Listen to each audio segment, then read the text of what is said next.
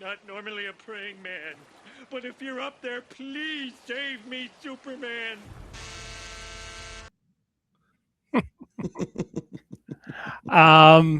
So Johnny, Superman in 1938 was created. It was a collaboration between an American, Jerry Siegel, and a Canadian, Joe Joe Shuster. Shuster. And tonight on Fantasy Masterpieces, we've got an American and Canadian talking about Superman stuff. Yeah, weird Superman stuff, more obscure because that's the thing. There's a lot of Superman stuff. It's an eternal well because Superman is one of the great creations, or the great, I'd say great American creations, but but just as far as characters in our the world's mythologies, right? Mm-hmm. It's like, oh, for sure, even more so than Batman. I think Superman is, he's the granddaddy of them all, and therefore there's been a million cartoons, movies, toys, TV shows, radio serials, you name it, and they're not going to stop, as we saw with last year, the Superman movie that might be my personal favorite one ever made. Yeah. And I've always been a Superman fan. Even when nothing makes me more mad when that dumb old argument about how Superman's boring because he's too powerful.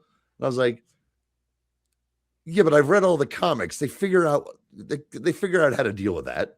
If you just read the freaking comics. Yes, the ones in the 60s and stuff were kind of ridiculous, but they had to be ridiculous, and he was ridiculously superpowered.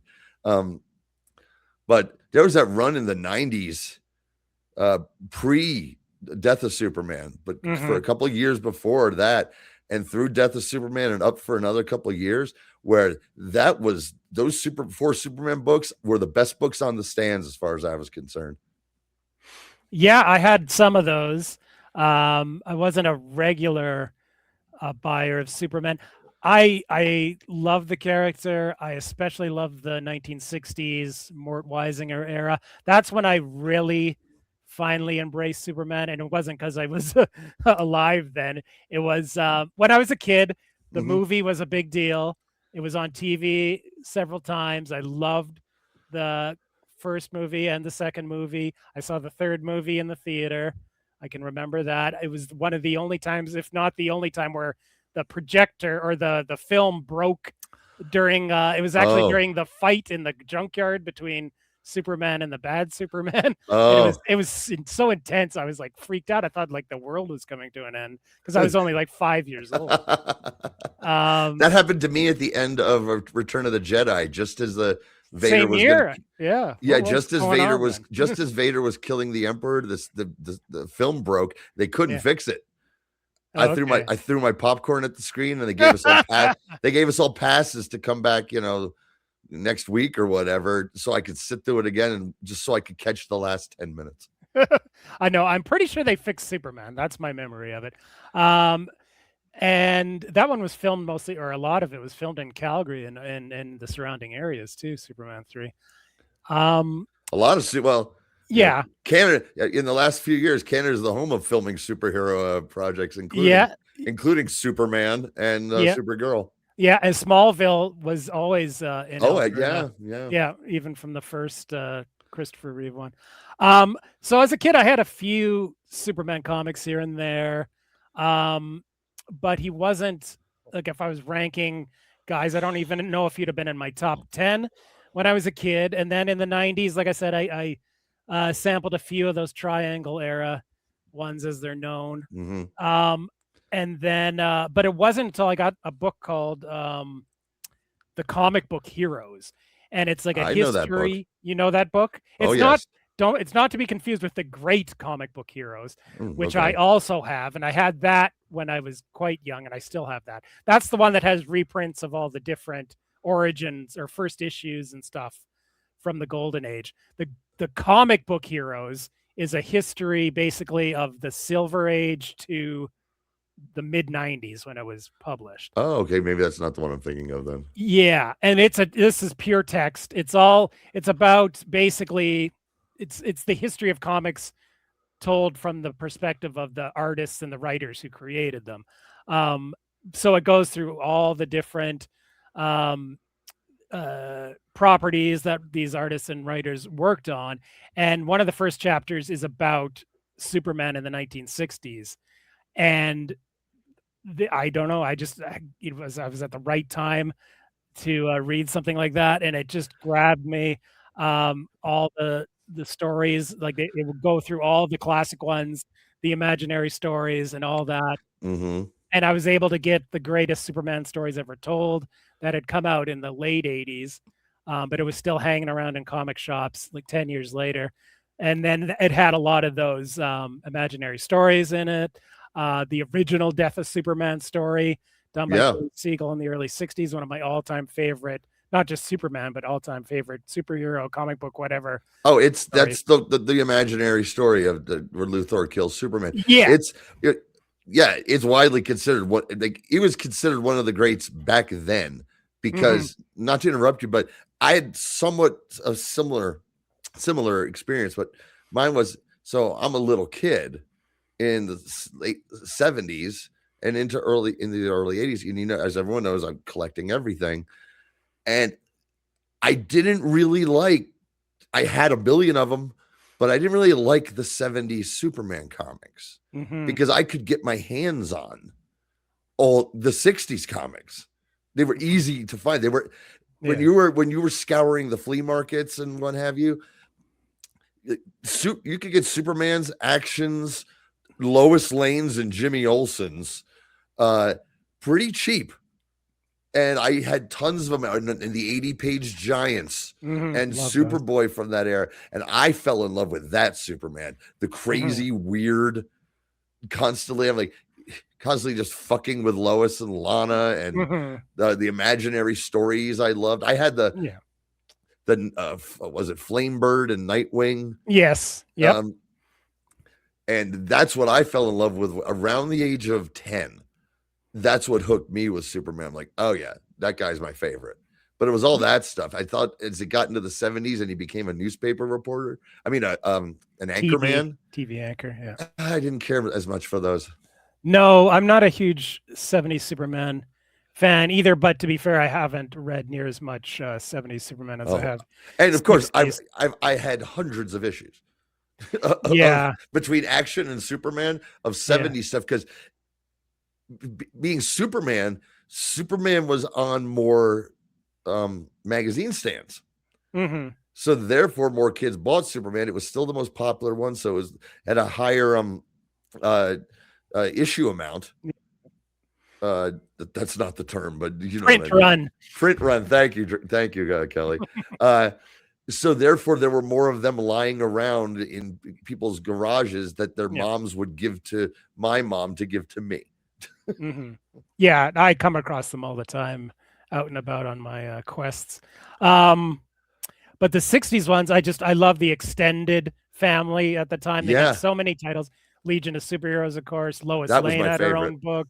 Jimmy Olsen and all the wacky transformations for him. Supergirl stuff is really good too. And they had great artists on all of that stuff. Kurt Swan. Yeah, Kurt Swan. Kurt Schaffenberger on Lois Lane is my favorite. Who helped me out? Wayne Boring was great. Who did the Tales of the Bizarro World? That amazingly awesome. I'm not as familiar with that because that's what that preceded Legion of Superheroes. Yes. Correct? Yeah. In Adventure Comics. And I had a few of those because, once again, everything I've talked about. And I loved them. They were bizarre. They were weird. And the art was ugly. There's a great Hembeck about that series. Yeah. And it was like reading that as an 11-year-old reaffirmed. That's why I like this. This man, this funny cartoon man is saying what I'm thinking in my 11-year-old head. Those ones haven't been reprinted near as much, I don't think. But I definitely would like to get my hands on them because I've got bits and pieces of almost everything else. And I'll be talking about some of that later when we get to KKK. Because, most of the stuff I have is 60s related Superman stuff. But yeah, that's when I got into it, like appreciating the 60s stuff. and ever since then. And speaking of weird Superman stuff, this was something I came across in a thrift store last summer, and I'm kind of kicking myself that I didn't buy it. It's like a 3-foot tall Superman stuffed, but I didn't, and it was only like $10 too. Oh yeah. Yeah, but I didn't get it. But it's pretty neat. So yeah, well, without further ado, let's get to the cartoon that we're going to be talking about today. Mhm. So in the 60s, we talked about this with the Green Lantern cartoon from a few episodes back. The Adventures of Superman kind of started the wave of DC cartoons, and those are not easy to come by on YouTube anyway. I do have a clip of the theme for the New Adventures of Superman that slaps, as the kids say, or used to say 10 years ago. They probably don't say anymore. Anyway, we'll start off with the theme from the New Adventures of Superman cartoon, but we're going to be talking about the Adventures of Superboy cartoon. Faster than a speeding bullet. More powerful than a locomotive. Able to leap tall buildings at a single bound. Look! Up in the sky! It's a bird! It's a plane! It's Superman! Superman, man of steel, Superman! Superman rocketed to Earth as an infant when the distant planet Krypton exploded. And who, disguised as Clark Kent, mild mannered reporter for the Daily Planet, fights a never-ending battle for truth, justice, and freedom with superpowers far beyond those of ordinary mortals. It's Superman, Superman!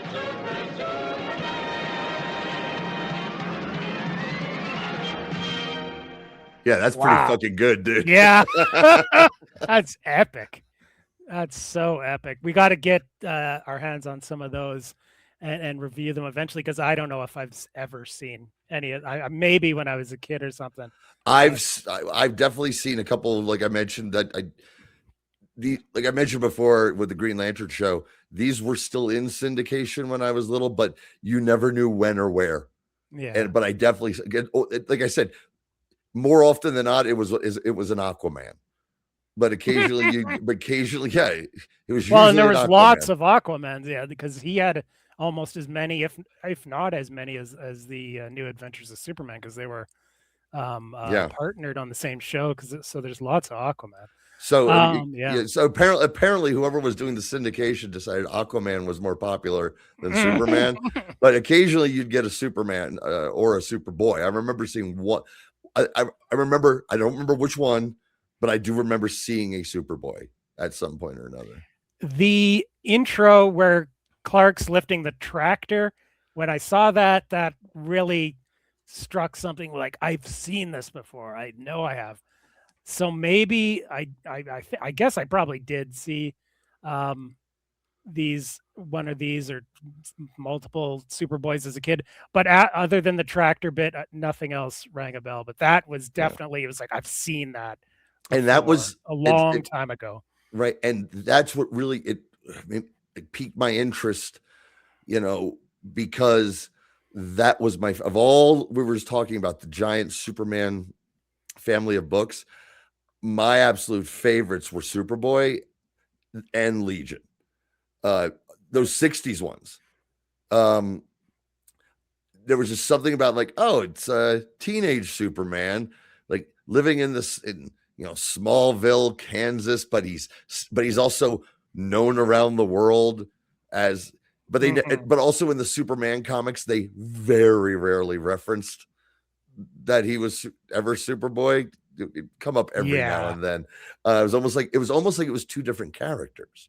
That's what it felt like. And I liked the Kents. It's why when John Byrne decided to have the Kents be alive, I thought that was the best decision he made. Then he got rid of Superboy at the same time. But he got rid of Superboy at the same time. Right? He totally it was he in the Crisis sort of like fucked up Superboy, but they figured it out. But even in the late 70s, early 80s, I had almost every issue of the New Adventures of Superboy comic Mm-hmm. that Kurt Schaffenberger was still drawing Right. at that time. And those were great. They had Dial H for Hero as the backup Mm-hmm. in a bunch of them. Mm-hmm. So, and it was also the idea of like, he has a dog. You know, I loved Crypto. Crypto was my absolute favorite. And it used to make me wonder what did Superman do with his dog? Yeah, it didn't survive into adults or Superman's adults. They found a way to write it off, but he didn't have a dog in Metropolis. You know, I guess he lived at the fortress all by himself. I mean, but then when Alan Moore did the Whatever Happened to the Man of Tomorrow, Crypto was there. Crypto was the star of that. Yeah. When Crypto's death is the saddest and the coolest death, because it's the Kryptonite Man, who was first introduced as the Kryptonite Kid, who was a recurring Superboy bad guy in at least 2 issues, which I had both of. And that Crypto sacrifices himself by ripping the Kryptonite Man's throat out. His jugular, yeah. And Superman hears his dog's death ooh, in the background. He sacrificed himself. Oh my God. That gets to me just talking about it. Mm-hmm. I can remember that panel, every detail. That's how much I love Crypto. Mm-hmm. No, there's so much we could talk about. It's going to be hard to now Streaky contain this. You know. Oh, you're not a Streaky fan. Okay, no. I don't know about Streaky. Well, Streaky's not a Kryptonian. He like ate a magic fur ball or scientific fur ball. Something like that. Although he's better than Super Horse, because that just gets fucking weird. Yeah, that's weird and creepy and all that stuff. I mean, I'm a huge cat lover, so I do have a soft spot for Streaky. And Beppo the super monkey is kind of dumb too. I was like, okay. Yeah. No, there's like Michael Jackson vibes with Beppo. Yeah. Beppo, Bubbles, anyway. So the cartoon we're going to be talking about, Adventures of Superboy, like Green Lantern, we've got 3 to go through. And since we played the Superman theme, we'll compare and contrast with the Superboy theme, which, well, you be the judge. Yes. The Adventures of Superboy. Exciting stories of Superman when he was a boy, who, even as an infant, demonstrated powers and abilities far beyond the capabilities of Earthlings. Superboy, who as Clark Kent, mild-mannered foster son of Martha and Jonathan Kent, preserves the secret of his true identity and devotes his superpowers to the prevention of crime, the preservation of peace, and the pursuit of truth. Yeah, that's boring. Like a spoken word. And there's 2. Yeah, it's terrible. And the pursuit of truth. What? Yeah. What is that? I know. What the fuck is that? What are you talking about? I know it sounds important. Is he going up on? Is he flying up on top of Everest and like just thinking real hard thoughts about the state of the world or something? Right. The Enlightenment. And in this and in the episodes, I don't know. There's just something about the way they feel like they're hammering the term foster.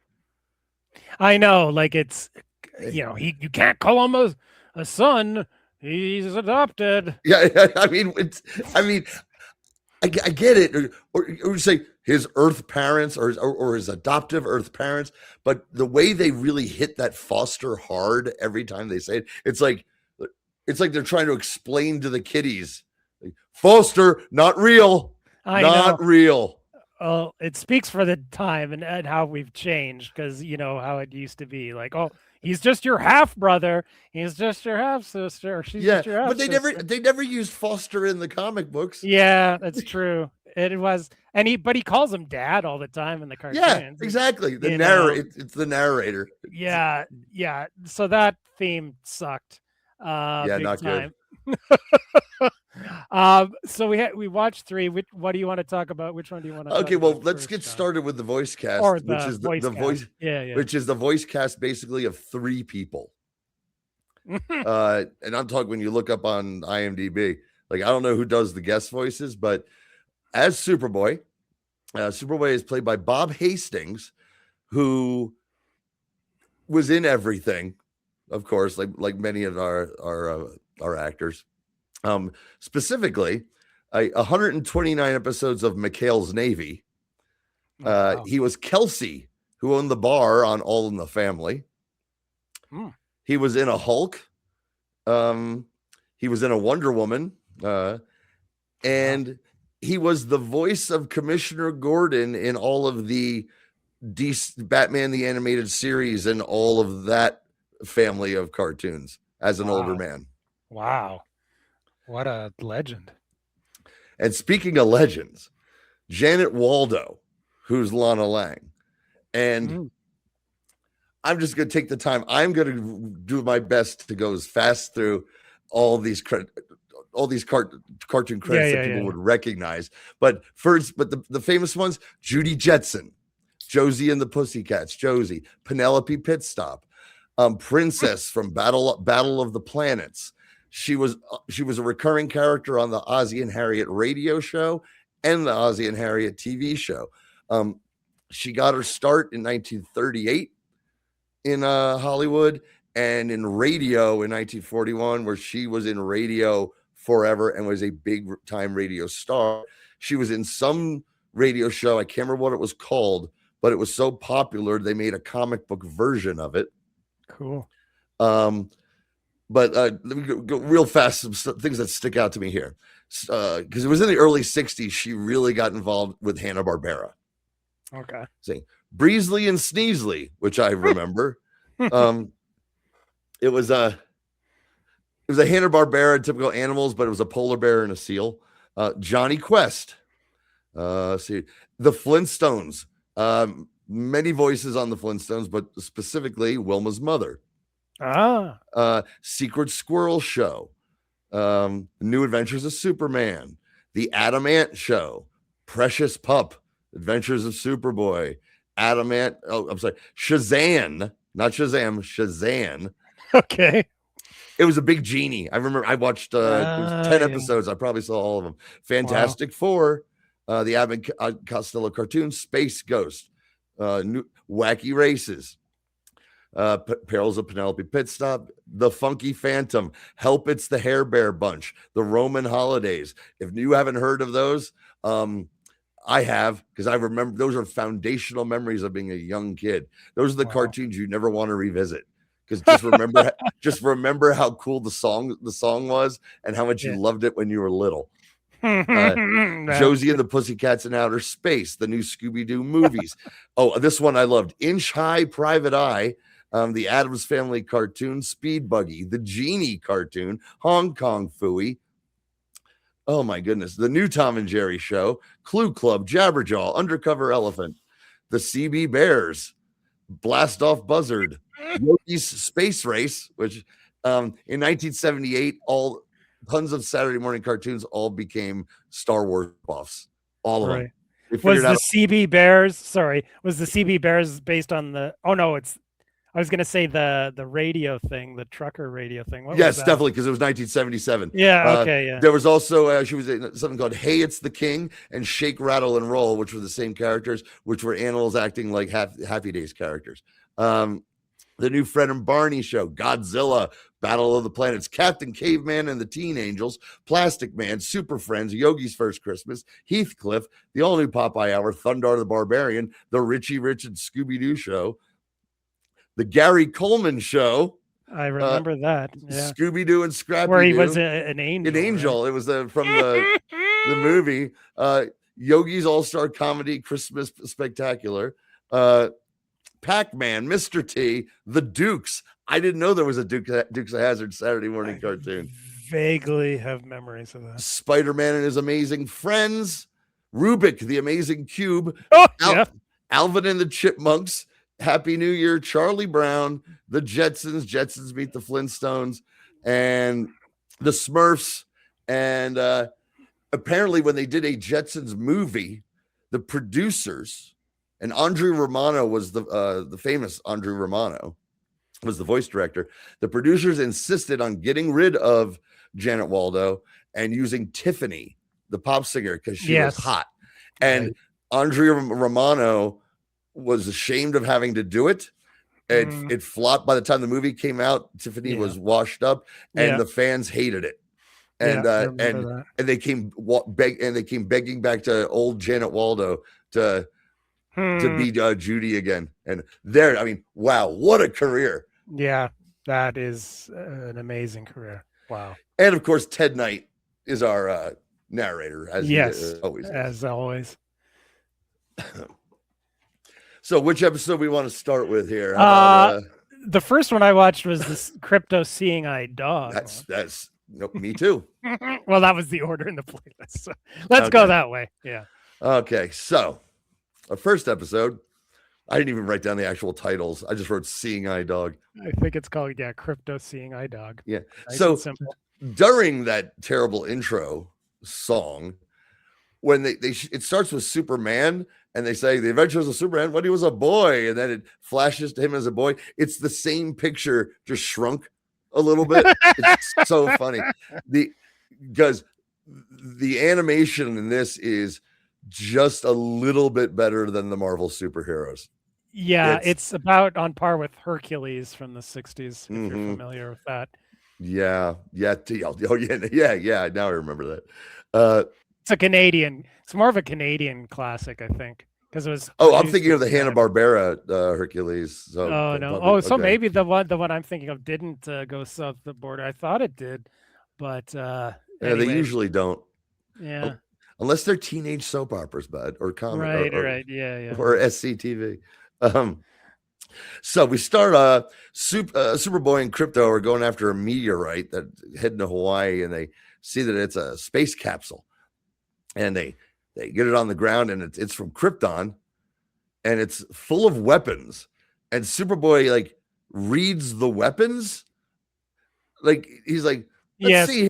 It's fluent in Kryptonese, even though he never lived there. But I guess you could explain that away. But it was weird. He's reading the list of weapons, but he recognizes what they are, and one of them is a blindness gun, and Crypto is a fucking pain in the ass, and won't listen to his master. And Crypto puts his paw on it and accidentally blinds Superboy. And blind Superboy is funny because he's blind, but they have him be squinty blind. It's not like he just can't see. Yeah. It's like he's nearsighted or whatever. Yeah, he's like Mr. Magooing it.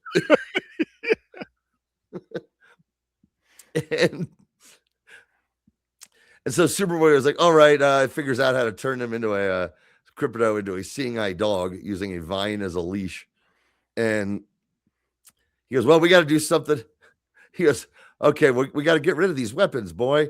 He goes, I'll round up the weapons. And he just shuts the hatch. Yeah. It's so funny. The script had round up the weapons. He was going to actually do something amazing. And the budget. It's like, we're not going to draw that. No, click. And so they fly out over the sea, and he dumps it in the ocean for let it be Aquaman's problem. Yeah. I knew he was going to just dump it in the water.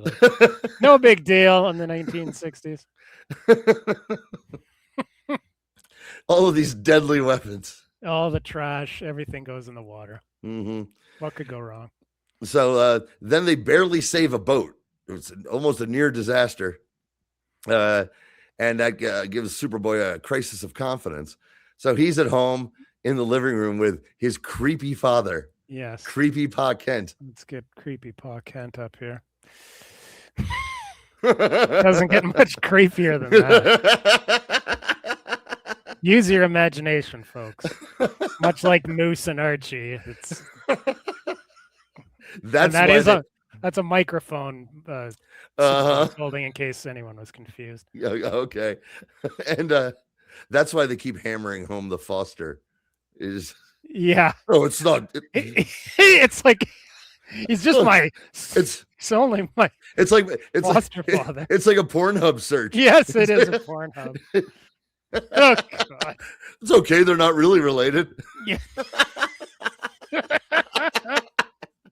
Superboy's Pa, I'm accidentally stuck in the washer again. Well, be right there, son. I do have some audio from this. So this is when Superboy's back home in Smallville, and he's getting calls from the police on his radio, whatever. This thing that he has. giant radio and computer that apparently is in the living room at the Kent home. Right. So and he's distraught because he can't see and he thinks he's useless. Let's be honest, Dad. What good is a blind Superboy? Now, son, you still have other superpowers. Sure, but without sight, I'm a... Listen. The police signal. State police calling Superboy. Urgent. Please contact headquarters at once. What do I do, Dad? You call in, that's what. Okay, Dad. Yeah, he's like, get your fucking ass out of here. The tone of Pa Kent's voice is hilarious. No, I know. Because at first he's like calming, sort of like, "What's up, boy?" And he's like, "What do I do?" He's like, "Get the fuck out of here, go." You call in, that's what, boy. You go in like I did in Yeah. in the trenches the trenches of France, Yes. in 1918. Definitely would have been a World War I veteran. Maybe even the Spanish-American War. Yeah. He's quite elderly. Remember the Maine, Superboy. Remember the Maine and get your Kryptonian ass out of here, foster son. So he responds. He finds the bomb that's buried in the ground, and he flies it up to the air, and boom, and the bomb cures his blindness. Oh, that's convenient. Yes, very convenient. Well, And these even are then- like 6-minute cartoons. Like, Yep. it's and very even short. then he comes down. And he's like, "Pa, I'm cured." He goes, "It must have been the force of the explosion." He goes, "Or the Flash." Right. It's like, To be probably the Flash, dummy. haven't I taught you anything, you stupid Krypton You idiot, fucking as a foster son. alien? It looks. Look at this picture. It looks like they're. It looks also like they're podcasting. Like, ugh, another celebrity podcast. Jesus Christ! Some of us are trying to make a living. Oh, don't give them ideas, Johnny. So, our next cartoon is the Black Knight? I guess. Anyway, it's about them Superboy traveling back in time to the days of King Arthur and the Round Table. And we get to meet a really great supporting character. I wonder how many episodes Timmy's in, because here we go. This Alfred E. Newman looking fucking creep. This kid is dull. He's a dullard.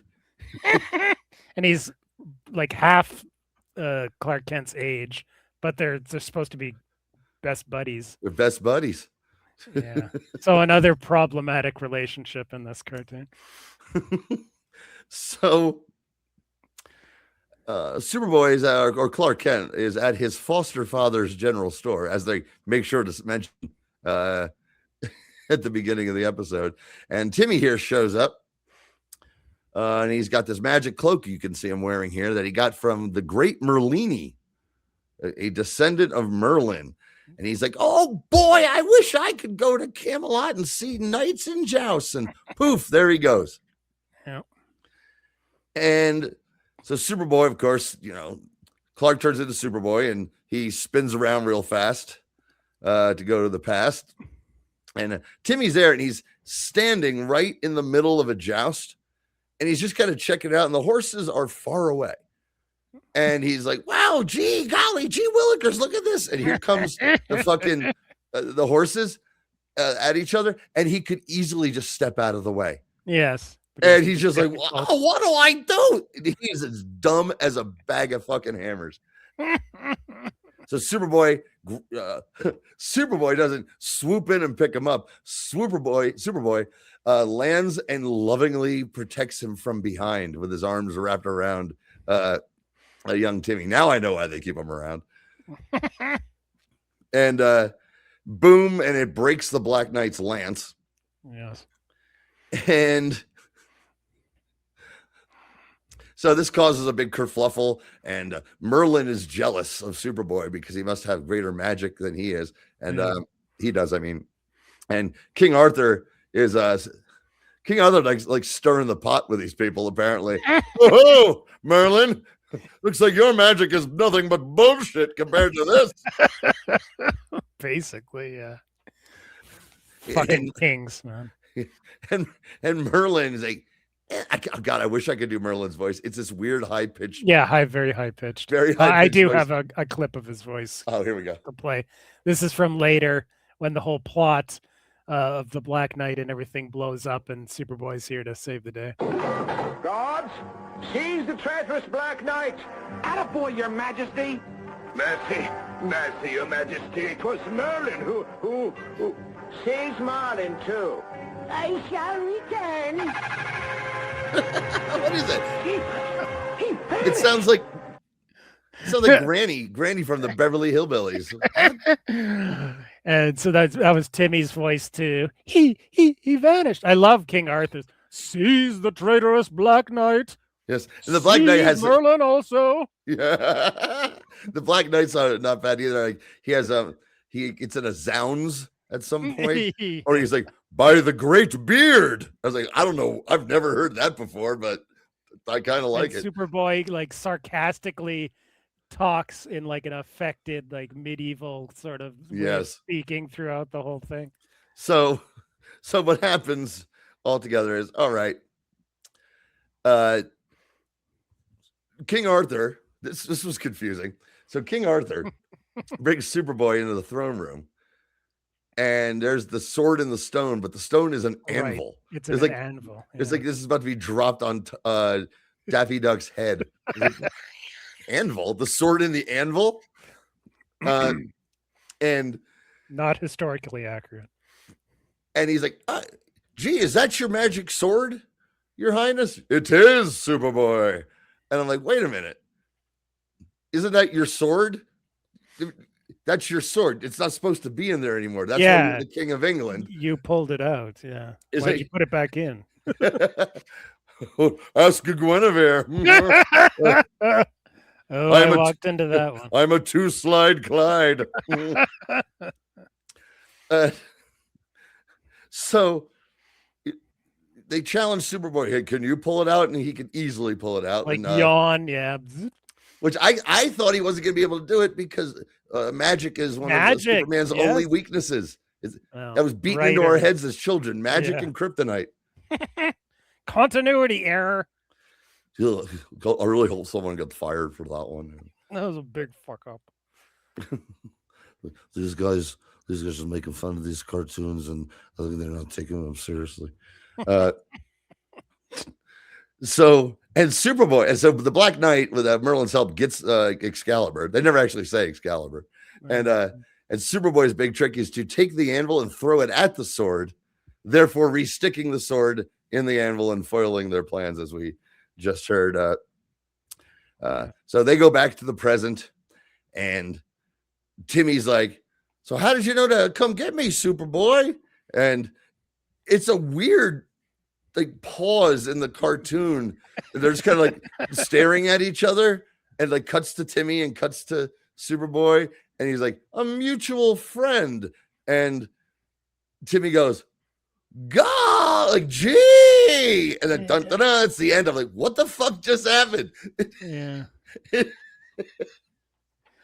I guess they had to address that because it Superboy didn't know that he it was just back. So weird. You'd have to. It was weird. Anyone, check out the episode. It's on YouTube. Yeah, you check it out for yourselves. It's like the writers forgot to write a finish. Like whatever. No. And I just wrote at the end, Timmy's a dunce. Yeah. He's no Pete Ross, that's for sure. He's not Pete Ross. I remember when Pete Ross turned against Superman as an adult. Had something to do with a sick kid. Don't think I've read that one. And our final cartoon, Superboy in Robotville. So Clark and Lana arrive at Robot Town or Robotville. That's the best I could do for this one. That's the perfect one. A town with robot shopkeepers, robot window washers, robot streetwalkers, and robot soldiers. They pronounce robot. Yeah. Robot. And the only other time I've heard that was on the TV show The Goldbergs. Okay. It was up front on ABC for like way too long, but I did love it, and so I stuck with it all through the end. Never watched a single episode. I really enjoyed it. That was one of my guilty pleasures, but I don't know, guilty. I thought it was funny. I thought it was good, and it was like, wow, this is making me laugh. And like almost every episode ends with some truly, grab you by the heartstrings moments, very manipulative, but you'd expect it every time. I'm like, I like this show. Anywho, one of the running jokes was the father, played by Jeff Garlin, pronounced robots. He's like, oh, I don't want to watch any of your stupid movies with all the aliens and the robots. And it's like, and they never once addressed like saying, Dad, it's not pronounced that way. And it was just a running joke throughout the series. And then I heard it last night watching this. I'm like, what the fuck? Robot? Yeah, I know. Is this like a regional? I guess it's this Kansas regional. It's Kansas. Way. Yes, it's the Kansas. It's the Kansas accent. Yeah, that's got to be it. It's the only word you can actually. Normally people from Kansas, it's a mixed bag of there's not really a famous Kansas accent, but you can definitely tell someone from Kansas by a robot. Mm-hmm. And so the soldier robots go apeshit and just start shooting shit for no reason. Superboy smashes them in their tanks, and Dr. Fraser comes out, and he's the villain. You can already tell he's the villain because he's got a villain's haircut, and he's got villain's haircut and a villain's goatee. A goatee, yeah, that's the dead giveaway. And curly eyebrows. And he's a doctor, and you can't trust them doctors. See, that's what's going on. Well, in Kansas now. Mm-hmm. You don't wear masks in Kansas. You can't trust them doctors. But them same doctors, they got them robot bills. They keep trying to keep them a secret.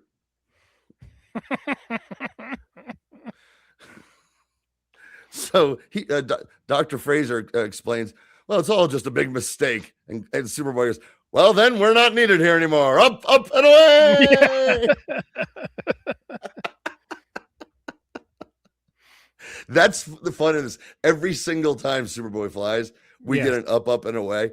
In these 6-minute cartoons, we probably get at least 3 to 4 up, and aways every single time. And I'm all there for it. Yeah, that was the catchphrase. That's what the kids were here to see. Mm-hmm. That's what the kids were yelling as they were jumping off of roofs with a towel pinned to the back of their pajamas. It was a real epidemic in the 50s and 60s. Wortham was right. Superman was the menace. There was a book, what we call a young adult's book, that was in our library that I read twice. It was called The Kryptonite Kid. And it was a short book about a kid in the 50s whose imagination was too wild, and he was obsessed with Superman, the TV show, and everything. And it's and it does end with him jumping off a fucking roof. And I read it twice, and I remember liking it, but it wasn't like trying to blame comic books for this kid's behavior, though. It was a bit smarter than that, but right. But I read it twice, and it like, this book doesn't have a happy ending. This is a book about a sad, like, mixed up kid with mental problems. Right. Totally put me off jumping off the. I was gonna say, like, when you're a kid, I came close, but I didn't jump. It crossed my mind every now and then. I wonder if I'm from Krypton. Krypton. That's the other. Yeah. Krypton. See, that's how I pronounce it, like Marlon Brando pronounces it. Right. As the great planet Krypton is going to explode.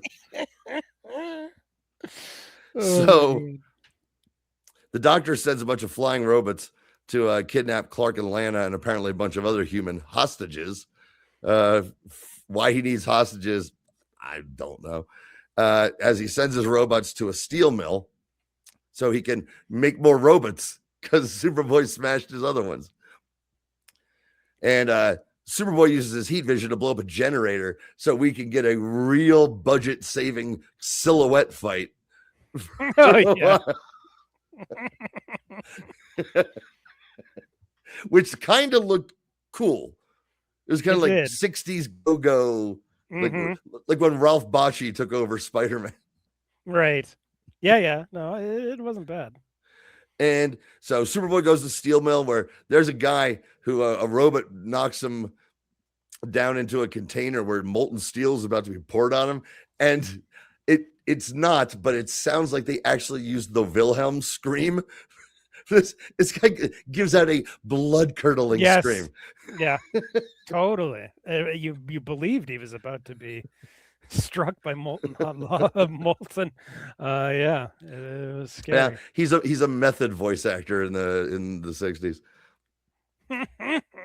So Robotville, Superboy saves the day and then declares Robotville is safe again. I was like, is it? Didn't he make the robots? What's going to happen to these robots in Robotville?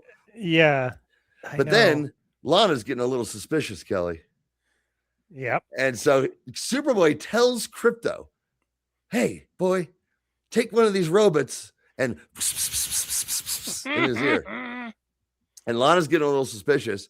She's like, "I wonder where Clark is, Superboy." And he's like, "Oh, there he is. Crypto's taking him home."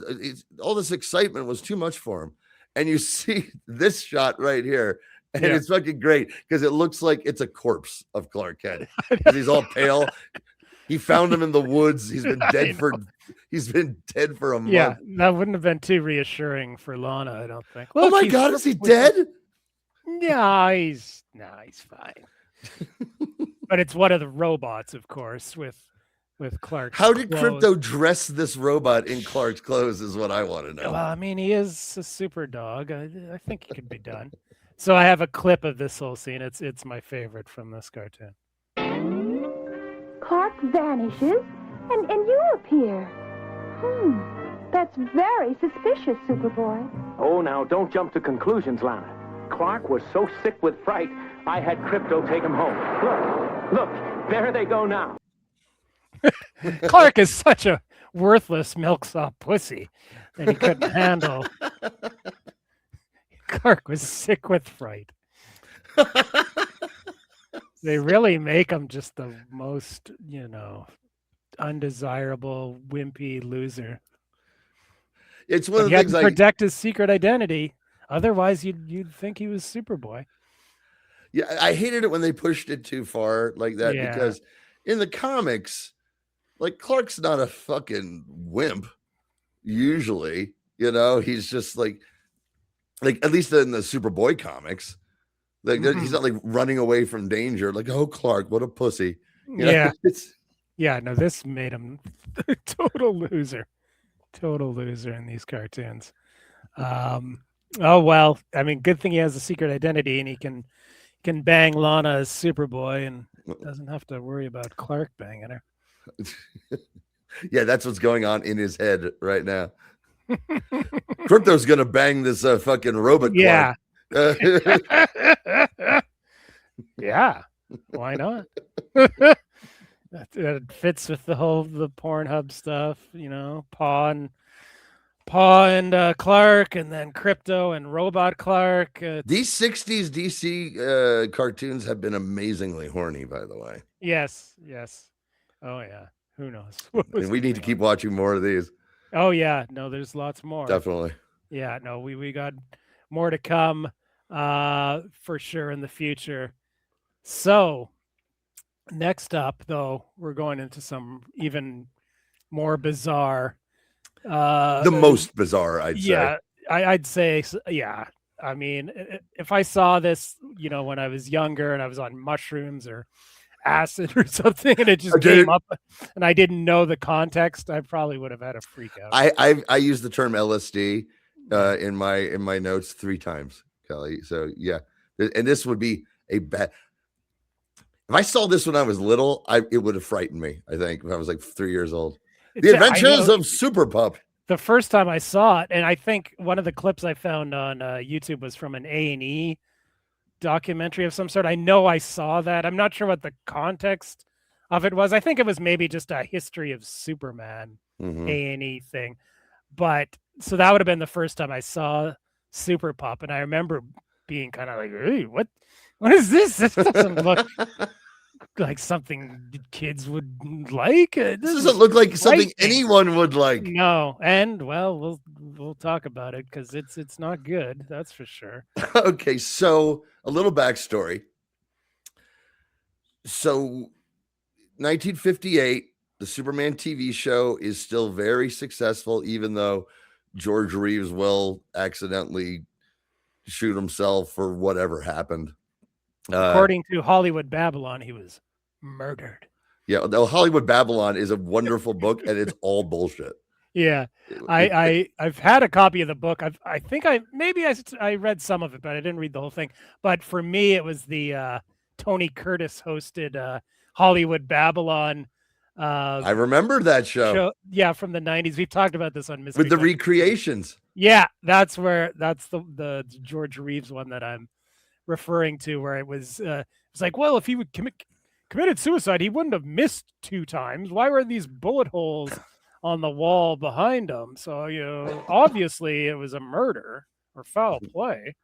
Yeah. The only one I remember is how Danny Kaye pulled a trick on his lover, Laurence Olivier, by disguising himself as like a customs inspector at the airport. And, fully recreated where he gets him backstage. He's giving him a hard time. He's like, "Sir, you're going to have to take down your pants." He's like, "What? No, you have to," and then he takes his pants down and he rips his fake mustache off and they get to fucking, and I was like, this show. And then there's Tony Curtis like, "That was an amazing story, isn't it, fans?" And I'm like, "What? Tony Curtis? You need $1 or 2. Yeah, that book is a blast. There was a little like documentary version of the movie of it that's super fun, but Kenneth Anger was a crazy talented yet crazy man, right? Who wrote that fucking book. Yeah. Now, who was also talented and must have been just a little crazy was Whitney Ellsworth. And Whitney Ellsworth, looking into him just today, he worked at DC. He did some writing, I believe. Yeah, he was the editor of the Superman line for quite a long time. Yeah, but at this point, he had become the liaison. Yes. To Hollywood. He's the guy who killed George Reeves, by the way. That wasn't it. We'll do Hollywood Babylon 2 with all of our made up bullshit stories. So with the success of the show, he said, "Hey, let's maybe try something for kids." And he came up with The Adventures of Super Pup. And it was a disaster. It's insane. It's the weirdest, most fucked up thing. It's not good at all. There's Super Pup. No. You know what? That still shot that belays that shot actually makes it look like it could have been good. And what we saw was not good. And Whitney Ellsworth, I mean, this was one of his only blunders. I think he got involved with some Batmans and stayed in the business for quite some time, to where when they introduced the character of Ellsworth in Deadwood, they asked permission when they needed to give him a first name, and can we use Whitney? And he got permission. That's his name. So it's in honor of Whitney Ellsworth. Oh yeah, because he was like ground floor with DC as far as I know, in Superman in the late 30s and through the 40s. Like I said, he was the editor, and then as soon as the TV show took off, he stayed in Hollywood, and that's basically when Mort Weisinger took over the Superman books, was because there was a spot open because Ellsworth was gone. So major key player in the development of Superman in the early days. Yeah. Okay. So here's the conceit of the show. These are little people, people with dwarfism, and they're playing Anna. God, I can never pronounce that fucking word, Kelly. Anthropomorphic. Anthropomorphic. Yes. Something like that. So I don't think I pronounced it right either. They're all dog. Yeah, I know. They're all right now. So it is little people in dog masks where the mouths don't move. Yeah. And one of them's a wolf, by the way. So they're not all dogs. Yes. And doing an attempt at a children's show that's sort of like, oh, this is wacky and for little kids. And they used the actual sets that the Superman show was being filmed on. Yeah. To give it that bit of legitimacy. And we watched this. The whole thing exists. It's on Wikipedia. I've never known. This is the Kelly, you sent this. I've never once looked at a Wikipedia article where there was a video embedded in it. I was like, what the fuck is this? Yeah, there's some for sure. I didn't know it. I was just looking to see if there was more than what YouTube had, which is just a few clips. And I just wanted to do a quick peruse of the Wikipedia page for Super Pup. And there it is, right when you open up the Wikipedia article is the pilot embedded. And it's the first half is in color. And then it abruptly shifts to black and white almost exactly halfway through. I guess that's just what they have, what survived. Mm-hmm. Yeah, it's super. It must have been like one of the cheapest pilots to film of all time. They used the existent Superman sets, and then they use stock footage. The same stock footage over and over. It's like an Ed Wood movie. It's like totally. If Ed Wood made an attempt at a children's show. But I love that they actually go out of their way to explain why the footage doesn't match. Oh, yeah, the mouse. Oh, yeah, we'll get to that. Yeah, we'll get to that. That's fucking. That's the funny. That's the greatest part of this fucking of this thing. It is 23 minutes of an acid trip. Yeah, apparently Metropolis was in the middle of a desert. Yes. Based on all the car footage is just desert footage. There's like, because of course, yeah, it was super cheap, and it was, yeah, stock footage. Yeah, they didn't spend a dime on this. I'm sure the animals, the masks had to be the most expensive part of it, and that they probably had been sourced. I'm gonna guess they weren't created for the pilot. I'm sure they were left over from something, maybe. That would make sense to me, but maybe not. But just based on how cheap everything else was, you'd think they cheaped on that too. God, could you imagine, Kelly? You're going on one of your crawls looking for antiques, and you come across one of these heads. That'd be the prize of your collection. If I found the Terry Bite one, I would run away screaming because that's the scariest of all. and Terry Bites all over this. So okay, let's get into. I'm gonna play what I have of the theme. I had to splice together two videos to get just a bit just like they did the footage. Yeah, I know, exactly. It's the only way to go. So now this is the third theme of the day. This is just partial. The Adventures of Super Pup. Faster than the speediest jet, more powerful than the mightiest rocket, able to fly around the world faster than you can say Super Pup. And only you and I know that Super Pup is really Bart Bent, star reporter for the Daily Bugle. So that's all we have. Maybe you should explain the voice there. And okay, well, first of all, it's the Daily Bugle. Yes. Which is interesting. I don't know why they had to change that. I understand why they changed the speeding bullet stuff. You don't want to do the same thing. You think they would have done dog jokes somehow faster than than a racetrack greyhound. That's what I was expecting. No, it's played pretty straight. It's the same, like the Superman TV show used the William Tell overture too. Oh boy, do they use it here. Because it was in the public domain. So another thing they didn't have to pay for. And another is the creeping up music, if you know what I mean. Dun dun dun dun dun dun dun dun dun dun dun dun dun. I was like, holy shit. Doing that in the William Tell overture, I was like, I'm being overloaded with memories of like everything because that stuff was in everything. Yeah, totally. Okay, so let's talk about the cast here because wow. Playing Super Pup is Billy Curtis. And Okay. Yes, he got one of his earliest roles is. I'll give you one guess what one of his earliest roles is. Kelly. Oh well, could it be the Wizard of Oz? You'd be right, sir. And he's not the only former Munchkin, but he's a Munchkin of distinction. Maybe not so much. I can't remember what he played, but he was also, and he had a career. He worked. He was in High Plains Drifter. Oh, cool. He was in Superman and the Mole Men. He was in an episode of Batman, and he was the lead and I've seen this. I saw it once. The 1938 all midget Western Terror in Tiny Town. I'm aware of it. I've never seen it. I saw it. It's Yeah. amazing. Really? Okay. Someday, maybe. It says Billy Curtis was the main reason for Judy Garland's comment that the Munchkins were, quote, little drunks. He made several passes at her during the production. Oh, dear. To which she responded, "Mother wouldn't approve."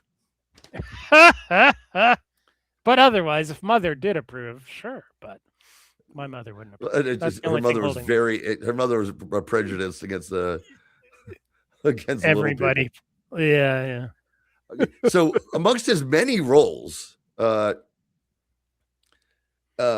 he played Mayor McCheese. Oh, wow. He was a Mayor McCheese in all of the McDonald's commercials. And the reason they got rid of Mayor McCheese, it says here, they got rid of Mayor McCheese in 1988 when Billy passed. They just never recast it. Yep. That's insane. Crazy. And I had thought they'd gotten rid of Mayor McCheese long before 1988. He was not in the ads anymore. There was a whole McDonald's, there was Officer Big Mac.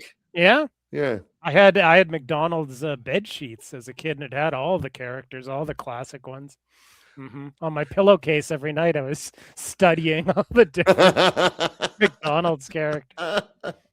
There was a McDonald's commercial when I was little that scared me. Ronald's walking over a bridge in McDonald Land on a hot day, and Grimace is on the bridge, and he's deflated. Oh, yeah.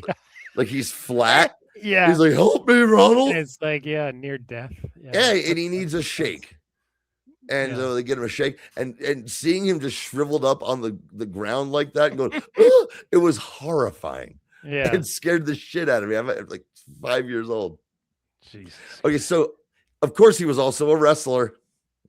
Oh, I was thinking about that. That's all it said, and I didn't start diving down wrestling websites. Just said, hey, he was a wrestler too. I'm sure he made a few appearances as a wrestler. I'm sure, like being in LA, that territory exactly thriving in those days. He won the LA Midget Battle Royal that they don't talk about very much. And he was in 4 films that are in the National Film Registry. Okay.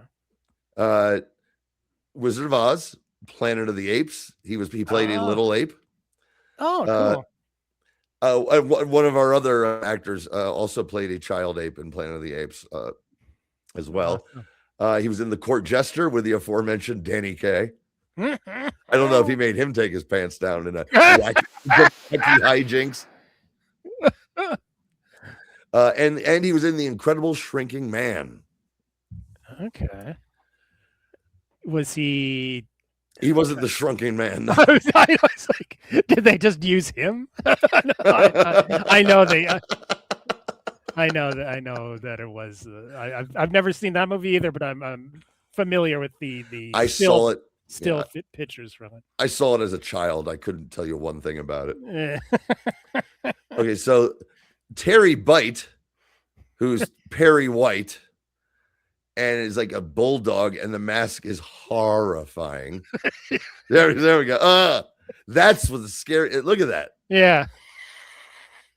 And by the way, he's all over this cartoon. He has the most dialogue in the cartoon. Oh, totally. Perry Bite yelling about everything.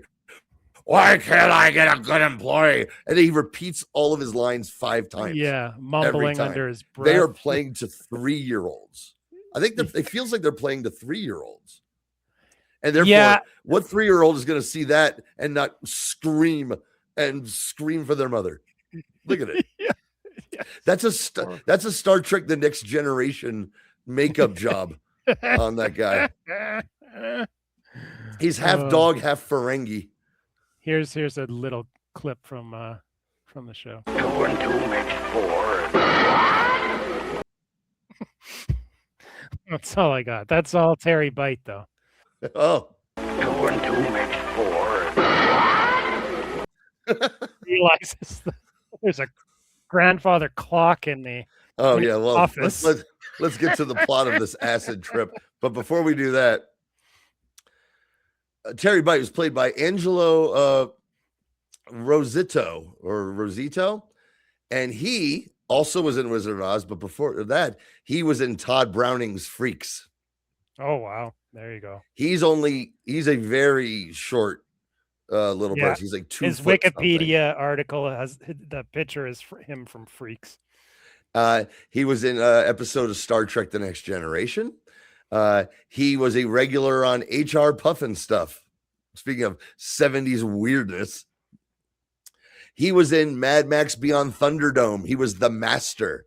Do you remember the Master? I haven't seen that movie since I was a kid. Yeah, there was like the big giant guy, and he had a little person on his head. Oh, yeah. Remember, he was like the brains of the outfit, basically.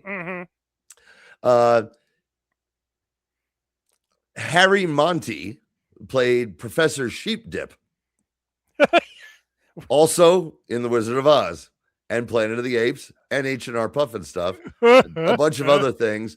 But he was also in an episode of Buck Rogers in the 25th Century. He played a general on some planet. That being the sexy 70s Buck Rogers. Yeah, that's one I saw when I was a kid for sure. We ought to think about doing some of that for the show in the future. Yeah. And the other 3 little people all had the last name Delfino, and they didn't have. I actually wrote down they had small careers, and I punched myself in the dick just for writing that joke down and saying it. But they didn't really do that much, and they were all. One was a married couple, and the other was the sister of the husband. I was wondering about that because I saw the names in the credits, and I was wondering why are all these people? Why do they all have the same last name? Here's Sheep Dip doing his Dance of Joy jig. Oh God! You remember after he sends his flunky out with his atomic weapon. There it is. Look at that. It kind of looks like the Shaggy Dog mid-transformation. Yeah. Yeah, it's like okay, sort of thing. It's again, the dialogue feels like it's for 2-year-olds. I mean, the way there's just repeating the same very. Okay, we're gonna go. I'm sorry about that. The mouse. You asked me about the mouse. Oh yeah, I forgot about the narrator is a mouse who lives in Bark Bent's desk, who is also like mean to Bark Bent. And this is a little fucking smart ass. This is like a Jimmy Olsen who lives in his desk and knows his secret identity, basically, who also tells him that he's a fucking putz. And also looks straight down the barrel of the camera at the kids like, now kids, some of you might have noticed that before the bad guys were driving a 47 Pontiac, but now they're driving a 53 Lincoln. Well, you see, they got a new car and they just didn't want to get this one dirty. And I was like, that's the fact that they felt the need to even do that felt like, hey, let's have some fun with this. Because I guess it was legitimately funny. Yeah, because there was, like I said, different stock footage of cars, and it was noticeable. It wasn't something that needed to be pointed out, but yes, it wasn't the same car. It was the same shot over and over of driving in the desert. Yeah, and then when it was Pam Poodle in the convertible, it was another different shot because it was a convertible. Yeah. But it was all the desert, just I guess right outside of LA, right? Yep. Right. Oh, dude, you know how many Star Trek fights were filmed just right Yeah. to the left? And speaking of Planet of the Apes, that was all filmed just right out there. So this thing starts with the intro, and I love this because the pilots, this reminded me of Mad Men. Like, hey, we're going to get behind a pilot. And because the announcer goes, oh, yeah. The Adventures of Super Pup, sponsored by your product, the best product in the world. Yeah, that's funny. So Insert fun. ad here. Yeah. So we're at Terry Bite's office with Bark Bent and Pam Poodle and Dr. Sheepdip, who got him in jail, but he escapes. And the cop there is Sergeant Beagle, who's not a beagle. So there's a Bark Bent and Pam Poodle. Pam Poodle's kind of got a Yankee Poodle thing going on. Yes. There. You always know your Yankee Poodle didn't really do it for me. No. Good thing there's no cat characters in this. Mm-hmm. Well, maybe if they'd gone to series, Bark Bent could have gotten some pussy. So Sergeant Beagle, who's a bloodhound, by the way. This thing is, like I said, it's 23 minutes long, and they stretch it out because the escape sequence with him sawing, trying to get out with his dummy sidekick Wolfingham, bubbling with keys, Sergeant Beagle walking around in circles, and down to the car chase. It's wild to see, like, they are just stretching the taffy. It's wild. No, there wasn't much to this. Right then and there, I was like, I don't know if I can watch 23 minutes of this. I was like, I think I can. It's gonna be just this, right? This is gonna be time to write my notes. Yeah. So we cut to the doctor in his lab, clearly making LSD because you'd have to with this visual nightmare.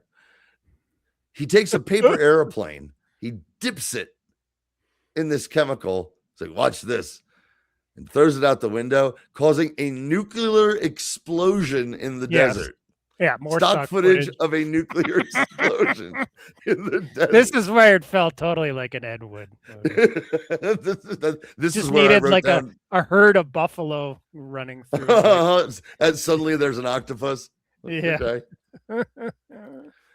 So then he takes this very volatile substance and pours it into a beaker, spilling it all over the table.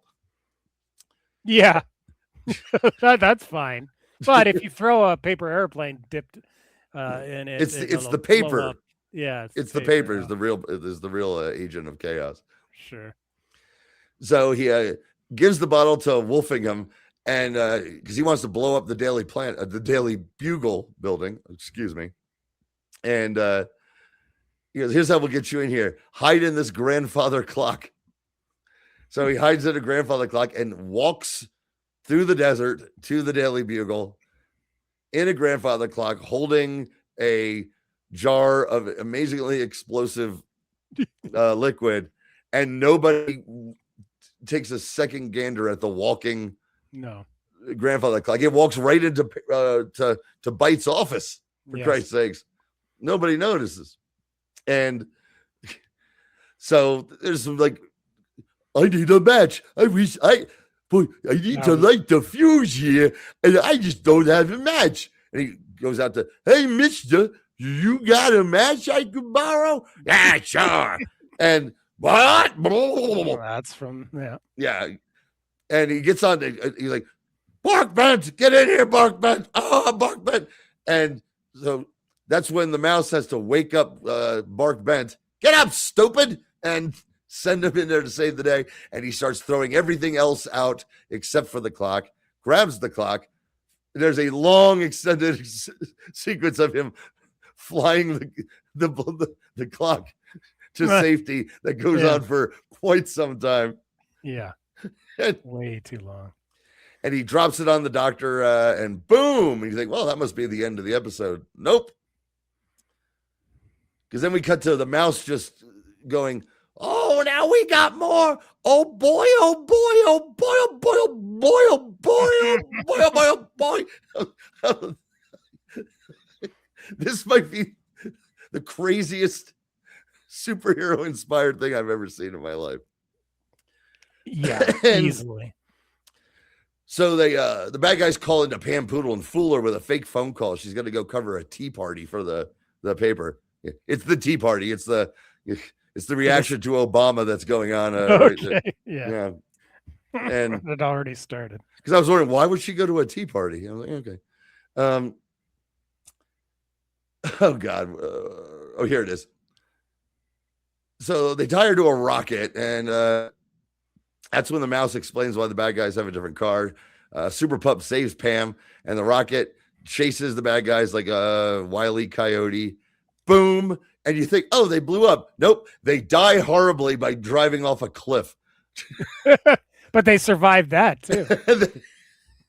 when they use the stock footage of the car going off the cliff, that I was like, oh, I guess they killed him. And then nope, there they are.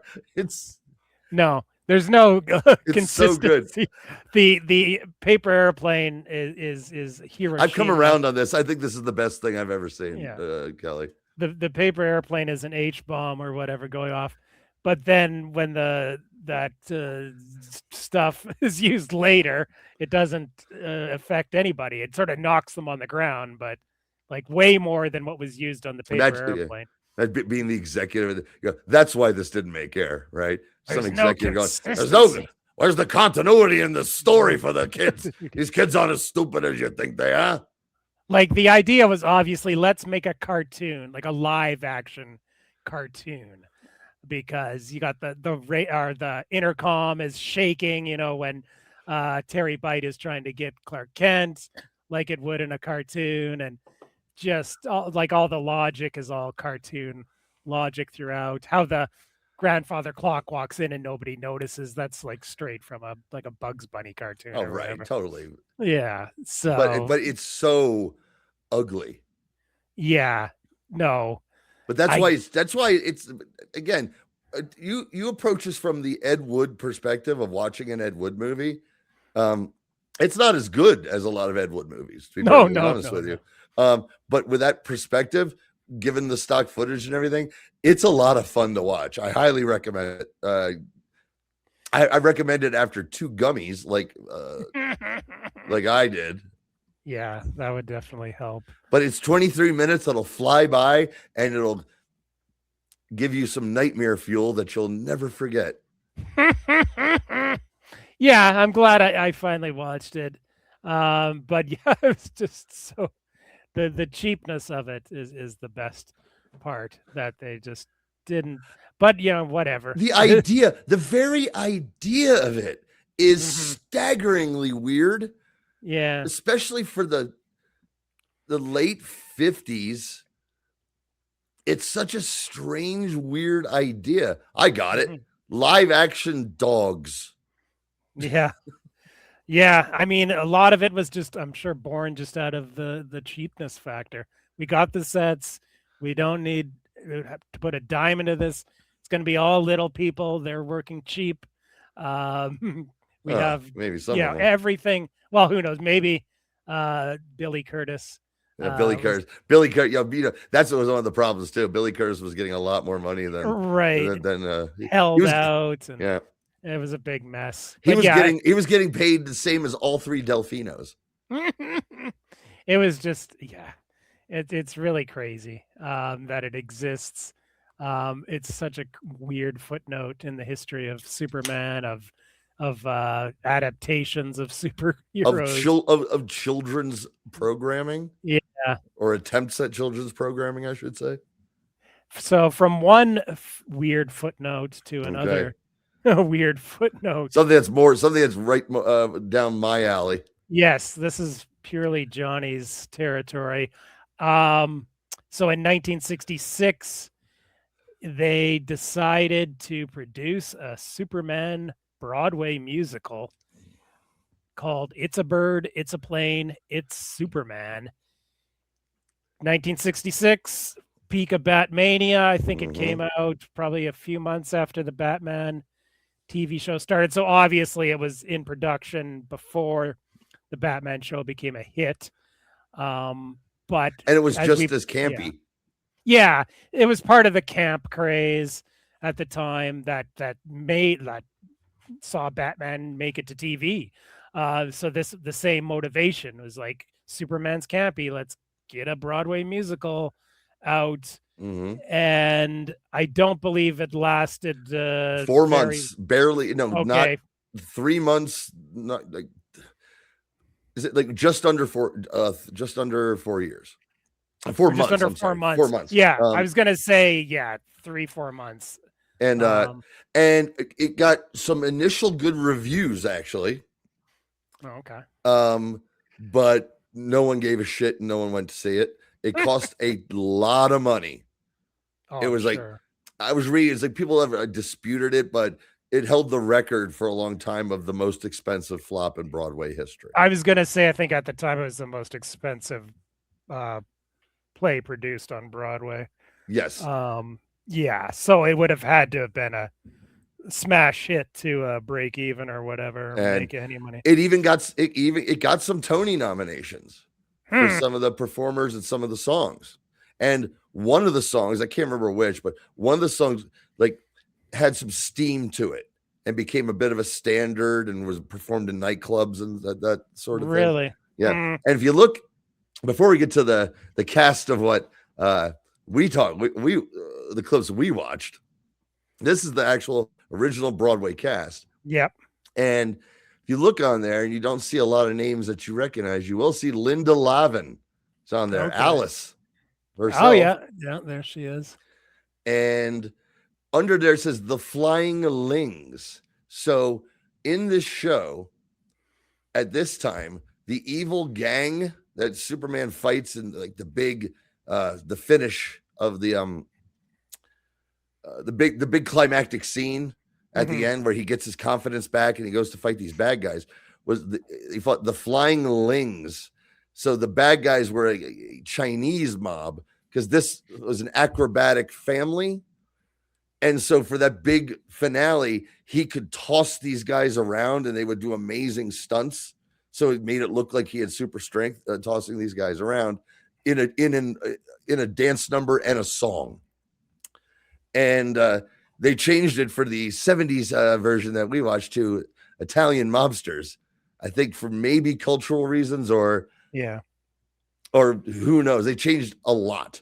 The TV version we talked about like shortened the Broadway play by a lot, cut out a bunch, and then reworked the songs to give them a more swinging 70s sound, which is like, so I'd like maybe someday listen to the Broadway the original cast album if it exists. I think that would be more interesting to me anyway. Yeah. Weren't the sets, some of them constructed to look like a comic book page? Yes. Yeah, I know. And it's been revived. Yeah. Right up into like 2016. One of the clips I actually sent you, it was a video like promoting the upcoming theater season in some small town. And it's just like kind of nice, but kind of condescending, but very local dinner theater director guy.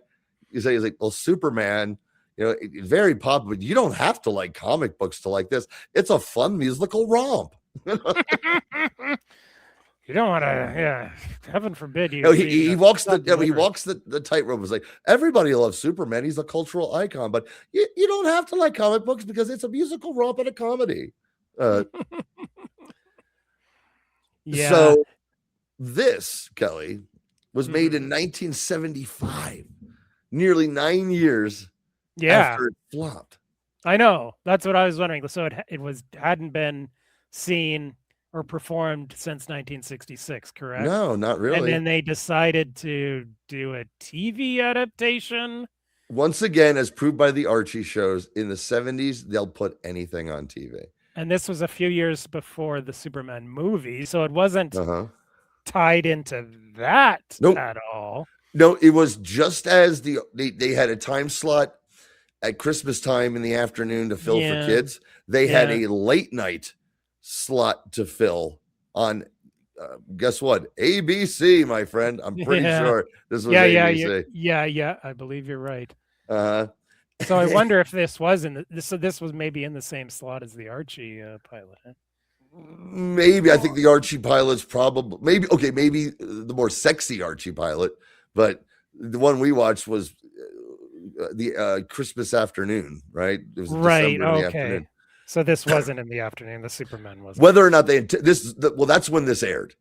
Yeah. So this aired, and that's when it aired. They put it on at 11:30 at night in a death slot because it was okay. terrible. Wow. Oh yeah. Okay. So It's a Bird, It's a Plane to Superman. It was made into a TV special. It said it's first aired, here we go, in a late night time slot on ABC. Filmed on video over the course of 3 days. The show was significantly shortened, the script significantly changed, and the ethnicity of a troupe of evildoers was changed from Chinese acrobats to mafia-style gangsters. The musical number is doing good. It's super nice. So long, big guy, and we don't matter at all. We're all dropped. While the sound of the remaining musical numbers was updated to a more contemporary 1970s sensibility. Yeah, In addition to these, a new musical number was made for the TV special, It's a Great Country. The show is broadcast on the ABC network under its Wide World of Entertainment late night umbrella title to poor critical reception. It starred David Wilson as Superman Clark Kent. Leslie Ann Warren is Lois Lane. Yeah. That's wild. Loretta Swit. Even MASH more is wild. on at this time and is Yeah. 1975. MASH Yeah, it was not on. No, Yeah. I don't know if it was a smash hit yet. Yeah, I think it was by 75. I think it was. Maybe it wasn't super popular at first, but it had been on since '72. That's I think right. by '75. Yes, by 75 it had taken off. Yeah. And she's in this. And then you also have David Wayne, who plays Dr. Abner Sedgwick, the villain of the piece, who was in everything. There's our Superman. That's David Wilson, who had a career. He was in stuff, but not a huge IMDb, but he continued to work. But David Wayne was in radio and everything. But for our purposes, he was the Mad Hatter in Batman 66. Malachi Throne, who plays one of the mob bosses, was in Star Trek, the original series, the pilot episode, The Keeper, the original pilot. With Captain Pike. And they brought him back and he played Commodore Jose I. Mendez. He was also Batman 66. He was the creepiest Batman 66 villain, Kelly. Which one? False Face. False Face. It's been so long. False Face had almost like The Question, just no fucking face. Okay. And he could had all these masks, and he was a master of disguise. And they even didn't give David Wayne credit because the joke was False Face played by question mark, like Boris Karloff in the first Frankenstein. Yeah.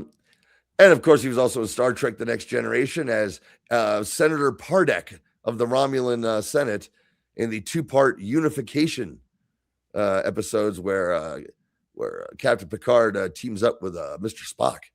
Good episodes. Cool. The wonderful Kenneth Mars is Max Menken, who's some media.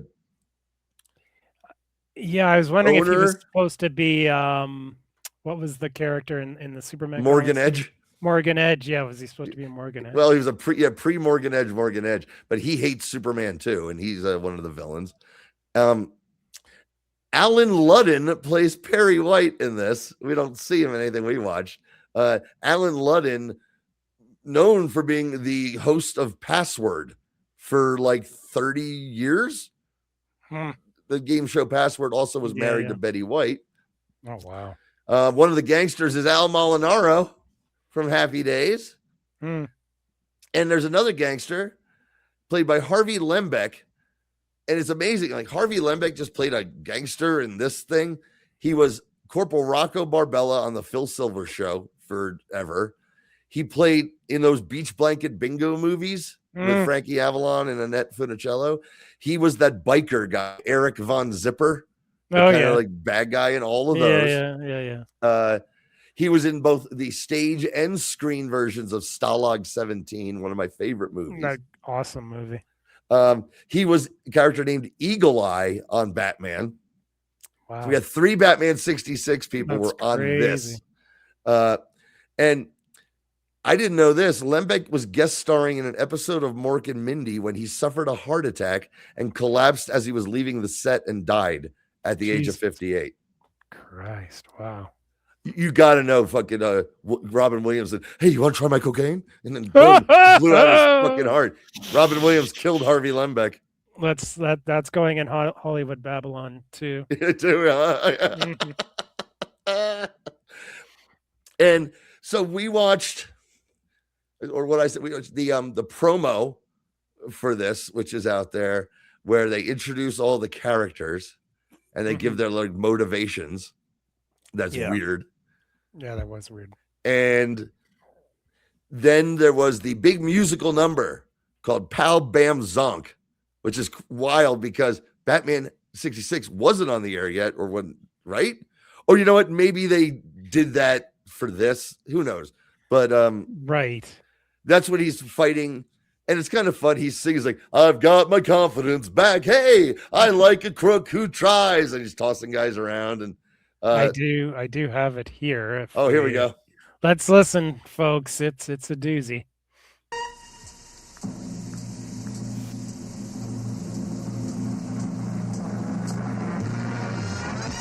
Come on, pal, let's go, bam. I need a little exercise. Take that, pal, and that. Let's see what you can do. You boys, pal, are good, bam. I like a crook who really tries. Come on, pal, let's go. You'll learn a trick or two. Boy, they 70s. Oh, yeah. It's 70s. It's like the Love Boat theme. And if you watch this on YouTube, it's him sort of mincing around as Superman. It's while beating the shit out of a bunch of mafioso. Yeah, it's very, very stereotypical, cliched mafia. Including Al Marinaro and apparently Robin Williams' victim, Mr. Lembeck. Okay, that's enough. Now, there are entire performances of both. This entire TV special is on YouTube. Yes. There's a lot of different. And there's a lot of different performances of it on YouTube. Yeah. I said, hey, let's watch the first 3 minutes of the actual show. And boy, is it a doozy. Because they're introducing all the characters and all that, but then they go, there's a whole point. It's like, well, where did Superman come from? Who he is and how he came to be, I believe it's called. Yeah.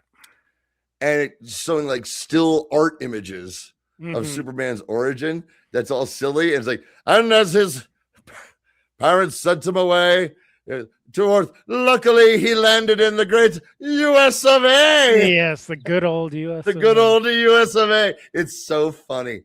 And then it cuts to the scene of the Kents, I guess, finding him. Yeah, that's where I stopped. This was like, oh no, yeah, me too. But the Kents are in this. The Kents are in this. Apparently, Jerry Siegel and Joe Shuster are characters in this as well, somehow or another. Okay. Well, this was around the time they were finally getting recognized. They were legally obligated to be characters in the 1975 failed. Yeah, that was project. part of their pension settlement. No, that's what Neil Adams got him. Yeah, that's the best I can do, boys. Best I.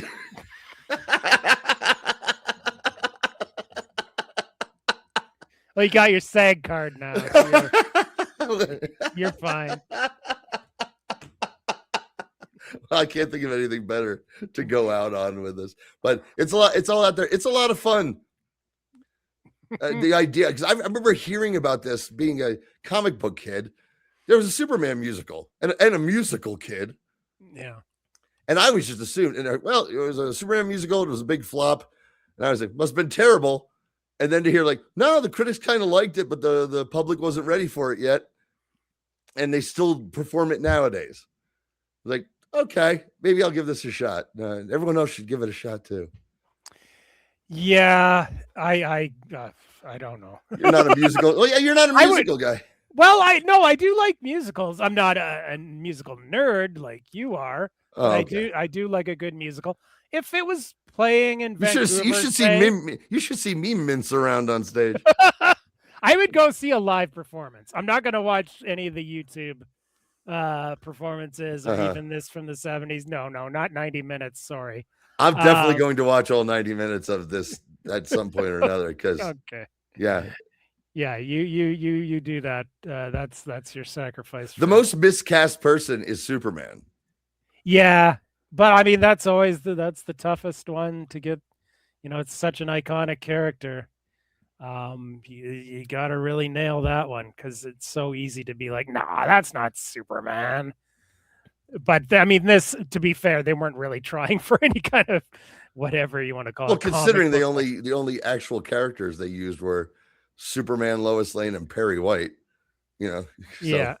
And so this, Leslie Ann Warren, you know, good looking lady as Lois, but it's a campy musical. It's what it is. And she was at the beginning of her career here. Right. She went on to a very nice career. I do have a clip of her music number. Oh, nice. You're surprising me, Kelly. Yeah, well, these were short ones that were easy to convert.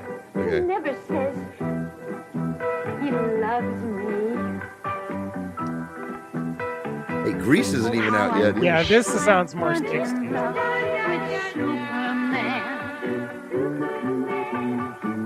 I bet you this fucking was fun live on Broadway in 1960. Yeah.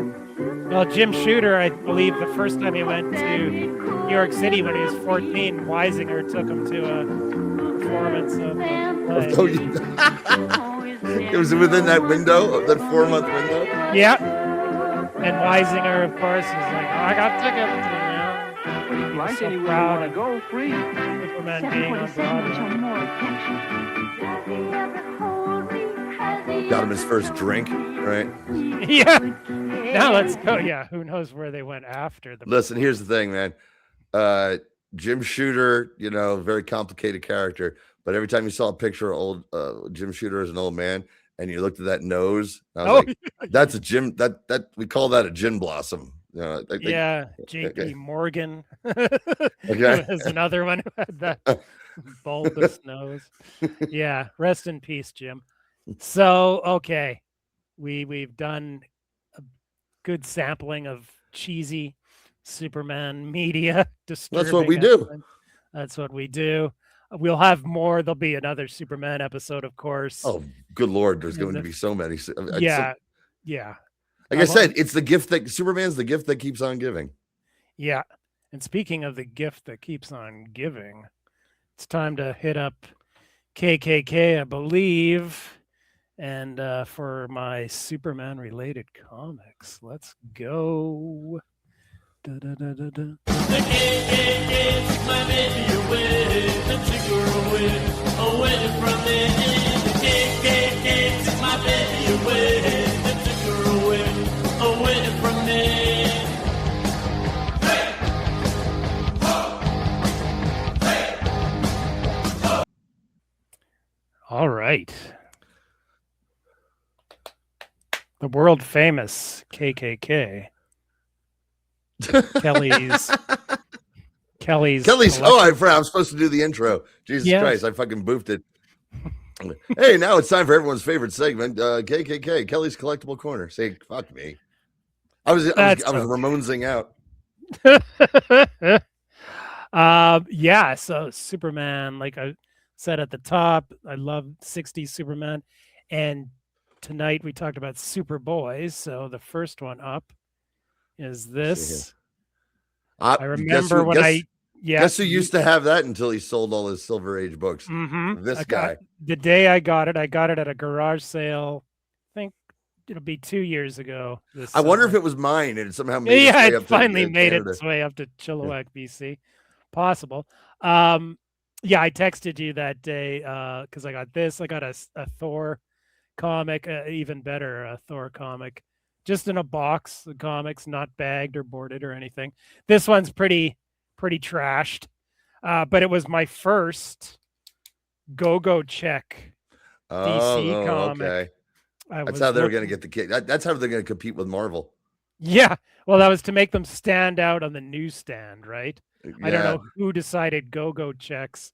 I guess that was what was hip. It was about it's same thing. You know what? It's the same thing as Marvel pop art. You know, they're like, Yeah, but DC stuck with it for, I believe, a year and a half. yeah. The I didn't book, mind it. yeah, no, it looks great actually. Even when I was a kid and I saw them, I was like, well, that's cool. What? I didn't understand why, but I thought that's kind of cool. Well, so obviously, Mort Weisinger's idea worked. Well, I mean, they were on all the DC comics, not just the Superman right. comics. Okay, so Julie, yeah, Julie, who's in charge? Julie Schwartz. there's a great podcast called Checkered Past that the object, the goal of the podcast is to review every go checked DC comic. I think there's like 560 some, and it's been going for almost a decade, and they're maybe 75. Yeah, they're about 75% done, I would say. It's good. I recommend checking that out. So yeah, this one is issue number 130. No, 133, sorry. October 1966 is the cover date. As you can tell by the back cover that we just saw. And look at the back. Yeah. Holy hobby kits. But that should have been Robin saying that. Batman didn't bust out the holies. Jesus did, on the back of those Archie comics. The Bat Plane, the Batmobile, coming soon, Robin. No. That's just Batman. That's just what's going to happen after Batman gets done with this. Oh my God. Read. It is a U instead of an O. 98 cents. 98 cents each wherever toys and hobby products are sold. The cover story, Super Baby's first foster parents. Oh, here we go. Foster parents. Yes. There he is. He already had his cape. You're right. There it is. Yeah, and he's in the orphanage. I wasn't there weren't many Super Baby stories, and I never liked them because I thought they were stupid as fuck. Because the way Super Baby talked was so in the first person, always, that me want this, me want that. And the reasoning for that he dresses in a little kid Superman outfit was like he's so, he's so super that his normal play clothes just get torn up, so they have to make play clothes and make it, including a little red cape. Yeah. I remember the story about this one. The Kents are too late. Yeah. Because the story was always the Kents find Kal-El. They take him to the orphanage, and then they show up at the orphanage and say, hey, we want to adopt that kid. Yeah. They retconned it. Byrne retconned it into there was a terrible blizzard that year. Mm-hmm. And so nobody knows. And then they tied that into the Manhunters and oh God, what was that big crossover event that sucked? Millennium. Was it Millennium? Yeah. Who's a Manhunter? We don't know who a Manhunter is. Yes, it was Millennium. Yes. Yeah. Yeah, because then they could say because of the blizzard, actually pregnant, and this was their actual kid. So in this story, though, it's the forgotten story about the Kent too late and a different foster couple adopt a young Kal-El. And I don't remember what happens from there. And of course, he ends up with the Kents. So yeah, the other foster parents, the guy's got long sideburns. He looks like more someone from the 19th century. But I mean, that was one thing they always did. They made sure because Superman first debuted in 1938. Therefore, if he was a kid and a baby, it would have to be the 1920s. I think they dropped that later. Of course, they drop it late. They definitely drop it in probably right around there or who knows? Maybe they just because they didn't really give a shit about that. But I had an episode where through some sort of magic potion or something, Mom, Pa Kent become teenagers again and start acting like teenagers, and they're driving in an old jalopy with like "Hey You Kid" and 22 Skidoo written on it. Which is 20s slang. Yeah. Yeah, no, this is definitely because you have the early radios here. Well, it was Kansas. Yeah, they still had that. And then the second story is a Hall of Fame classic, Superboy meets Robin the Boy Wonder. Oh, yep. Dude, I See remember every goddamn detail of that story. That one was reprinted a lot. A lot. So yeah, you got 2 stories every issue. And yeah, this one's probably from, I don't know. There's a clock. There's a clock with kryptonite in it. That okay. Yeah, in the future, there's an explosion with some clock with kryptonite in it, and so Robin has to remember Batman and Robin had their professor who could send them through time. Yes, Nichols, Professor Nichols. Yeah. And here's the the Saturday morning Saturday on CBS. Those were the best, including the New Adventures of Superman. Those were the best.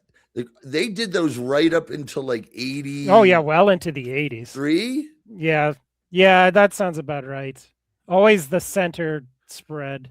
When I was a little kid, I looked forward to those, but even more so being a collector, finding old comics that had, hey kids, here's everything that's going to be on the air in 1972. And I'd look at, oh wow, what was on TV? And I'd become aware of cartoons I never heard of. Yeah, because you couldn't easily just put it on YouTube or whatever. Right. Like, and they wouldn't even you couldn't even find like tapes of them in video stores and stuff. It was all a big mystery. You know what my favorite one was, Kel? Maybe you've seen this one, and I saw it in an episode of Justice League of America. Maybe it was a 25-cent issue. Maybe like 120 something. Famous cover. It was one of the Justice Society crossovers. It's the one where Elliot S. Maggin, the comic writer, goes there and becomes a villain. Right. And the Saturday morning spread is because there was going to be a Tarzan show. Starts off with this great looking art of Tarzan in the jungle, and he falls through a void and goes to another land where he's experiencing all of what the Saturday morning cartoons are going to be and pointing them out. And at the end, he gets back to the jungle and like something involved dinosaurs. And I was like, this is awesome. What the this is amazing. Yeah. I was like 8 years old and I was like, holy shit. That sounds terrific. So next up, let's see if you can guess what this is just based. It doesn't have the dust jacket. Just says Superman on Superman. it. So okay, I assume it's Superman's. Yeah. So I was wondering maybe you had it when you were a kid or got it up from the library because it's from the early 70s. There was an auction. So. I won an auction about a few weeks ago, for just this box of random stuff that had obviously been in someone's garage or basement forever because everything was covered in dust. But hey, so hold on, now that the Storage Wars guy's offed himself, is that one less piece of competition for you? I guess so. The book in the box that I wanted it's called the Smithsonian Book of Newspaper Comics. That I used to have. Okay. I'd never had a copy. They're always, with shipping online to, more than I'd want to spend. If that's what I think it is, you probably will love it. Yeah. Oh, it's great. Yeah. I knew it was great. I'd been looking for a copy for years. So I just wanted that. I'll take real quick. The Mickey Mouse story. Yes, there's a long Mickey Mouse. So good. Yeah. I'm gonna get to that. The Popeye one is really great too. Yeah, it's I believe the Plunder Island. Yes, Plunder Island. And the Mickey Mouse one's a Western. Yeah. No, there's lots of cool stuff in that. So I finally got that. And I only paid $35 for the whole box. Oh wow! Yeah, and that's fine because that's less than what I could get the Smithsonian book for. And included in the box was this, and it had a dust jacket, but there was a huge chunk of it taken out, other rips. Yeah. So I just threw it. I was like, "Fuck it." It looks cool, anyways, just without it. But it's Superman from the 30s to the 70s. Wow, and it was printed when? Early 70s? I believe like very early 70s. Yeah, 1971. But it was reprinted. They did one in the 80s where they updated it 30s to the 80s. I know that. Okay, yeah, I'm not. You'd think that would have somehow crossed my path, but I thought we maybe don't talked remember about this because they did also a Batman from the 30s and a Shazam too, all at the same time. It was when they were first like really getting into reprinting the. Somehow they didn't original get in stuff. my orbit. Okay, yeah, because I never saw it when I was a kid either, but I'm on a comic book forum, and a lot of the people on there always reference it as something that they had as a kid or took out of the library when they were a kid and that. So it's got all kinds of, like, it's got the original, of course, reprinted bazillion times, Action Comics. Most of it's in black and white though. I had one big book kind of like that. I remember it had the 50s or late 40s team up between Luthor, Toyman, and the Prankster. They all run into each other at an amusement park and going down a slide. That may be in here. See, the one thing, I don't think it has a. I remember what it had. It had the original Mr. Mixtius-Pitalik story. Right. That's in the greatest Superman stories ever told. Okay. This has all, like, it goes, of course, in chronological order. Like the 40s Superman, I'm not familiar with. It's very straightforward adventure stuff. It doesn't get really silly until the 50s and especially into the 60s. Yeah. Although there's a story I remember from one of the many books that were around when I was a kid from the 40s that I thought was a lot of fun, and it's Clark Kent gets drafted. And okay. Yeah, and he goes to the draft board. I guess he gets drafted or he's volunteering. Oh, and there's one other one. Okay, real quick. This is the origin of Superman. Right. I'm wondering. Anywho, and he fails. He's 4F because he accidentally uses his X-ray vision to read the Yeah. You accidentally, huh, Clark? Yeah. To read the eye chart in the next room. You're yellow, Kent. The book that I'm talking, you were talking about. Sorry, with Luther and there's that, and the book, in the same book, is that, and the one I was just mentioning. There was in the Mr. Mixtius-Pitalik one, there was the one where he teams up with Orson Welles to battle a real invasion from Mars. Yeah, the Orson Welles one is in this too, and that might be this book. Yeah. Like I thought. That was it. Is the Mr. Mixtius-Pitalik one in that one too? I don't know. The original one, I don't think so. But it's got it's got also the Al Capone story. See, I don't remember that one. This one's from the early 60s. Superman meets Al Capone. But yeah, I've always wanted to read the Orson Welles one. So I was pleasantly surprised. Yeah, the conceit is there's an actual invasion from Mars that Orson Welles discovers looking through a telescope, and nobody believes him because he's the boy who cried wolf. And Superman does come to the rescue, and they team up to save the day. Yeah. No, this is it's in good shape. The dust jacket, like I said, was completely trashed, but the book itself is in good shape. So that was a cool little bonus. And lastly, this is another. Wait, hold on. Crumb crisp Kryptonian. It's not pleasant to say. It doesn't roll off the tongue. There you go. You find me someone who can say crumb crisp Kryptonian, and I'll go down on you. Jesus. And this is another recent acquisition. Oh, Superman's girlfriend Lois Lane. Those Lois Lane books are fun, man. Because there's adventure, but they're also silly as shit. I love Kurt Schaffenberger. He's just so awesome, and as far as I'm concerned, the way it's just, I don't know, he was just so great, especially drawing women and Lois. There's a one. Here's the thing: those '60s Lois. You know what? I'm going to say it out loud. Didn't do it for me. It was the hair. I mean, more like the hair down. The facial expressions. The facial expressions are amazing. That's what he was a master at. Yeah. So I had this queued up. This is from it's a Kurt Schaffenberger retrospective book. that I have a digital copy of. But just it shows like all the different expressions. He was like the master of it. It's why and- his Captain Marvel Jr. Yeah. work was so good. Yeah, he started doing Captain Marvel, and yeah, did Lois Lane forever. Yeah, I agree. The hairstyle was it got better when the 60s got to the late 60s, and she was wearing mini skirts and her hair grew out a bit. There we go. But yeah, like just great stuff.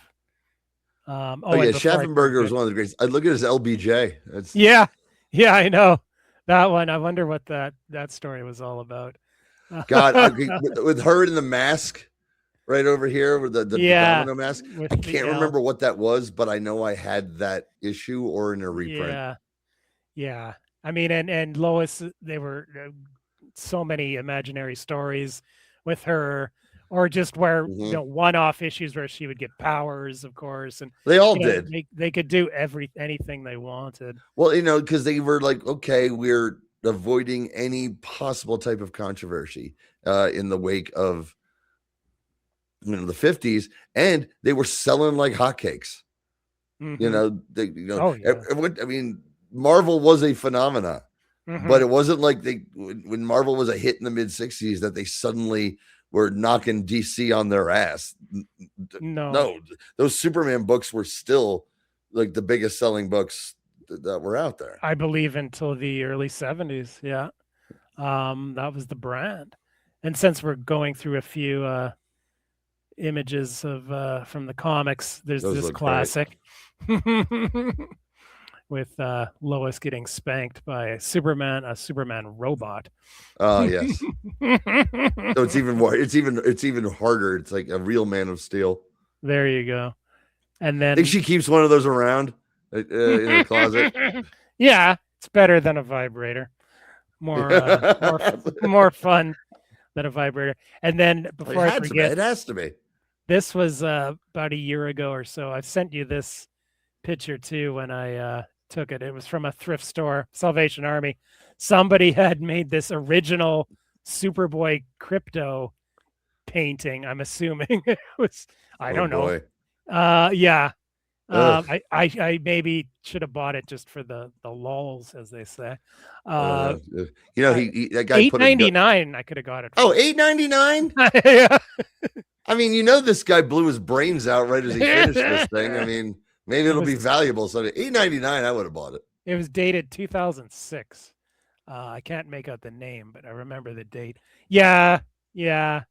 I would have bought that. I would have bought that and brought it with me to Vancouver next month and given it to you. Yeah, I know. I maybe I should have, because it's probably long gone now.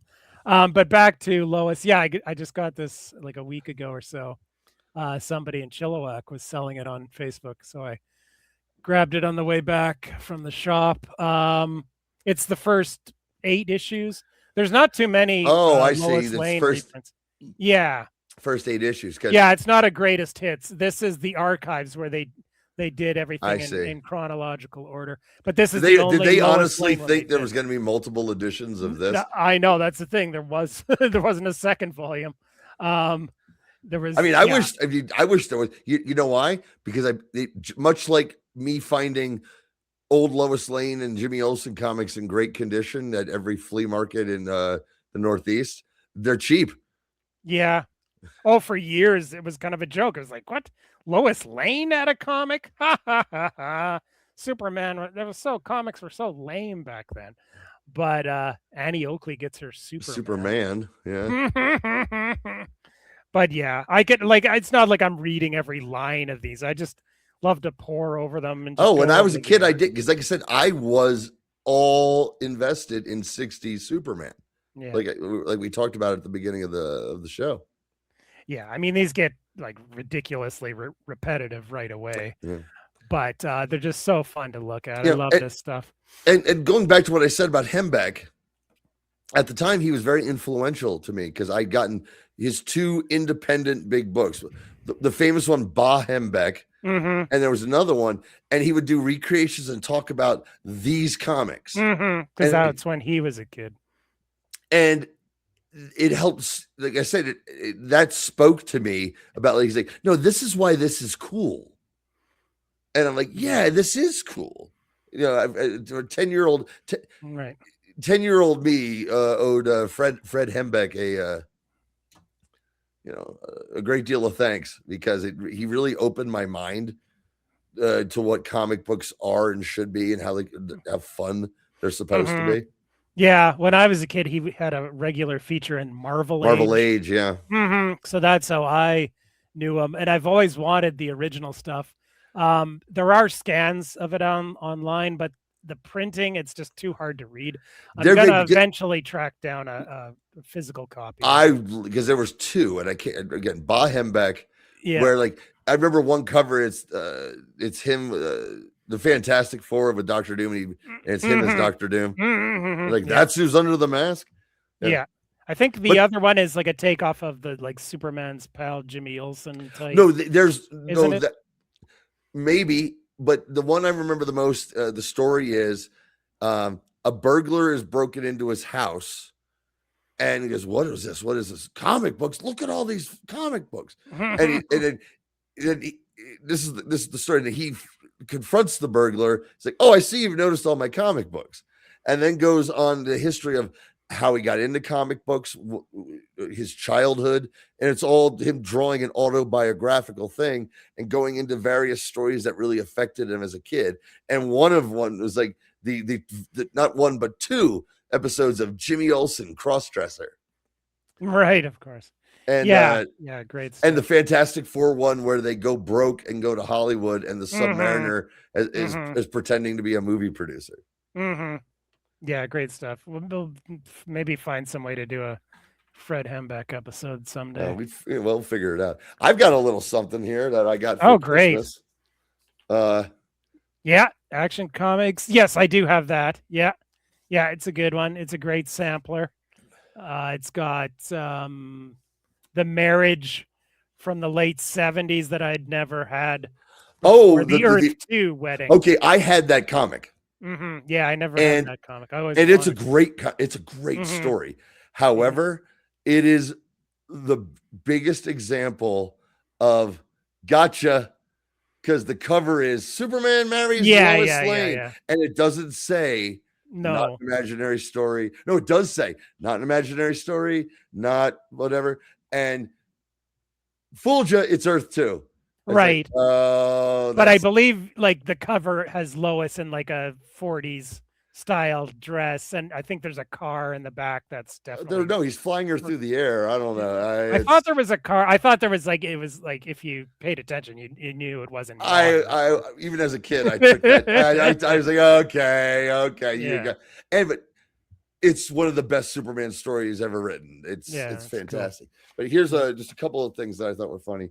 The introduction of the Toy Man. Look at him with his blonde hair. Blonde wig. Number 64 of Action Comics.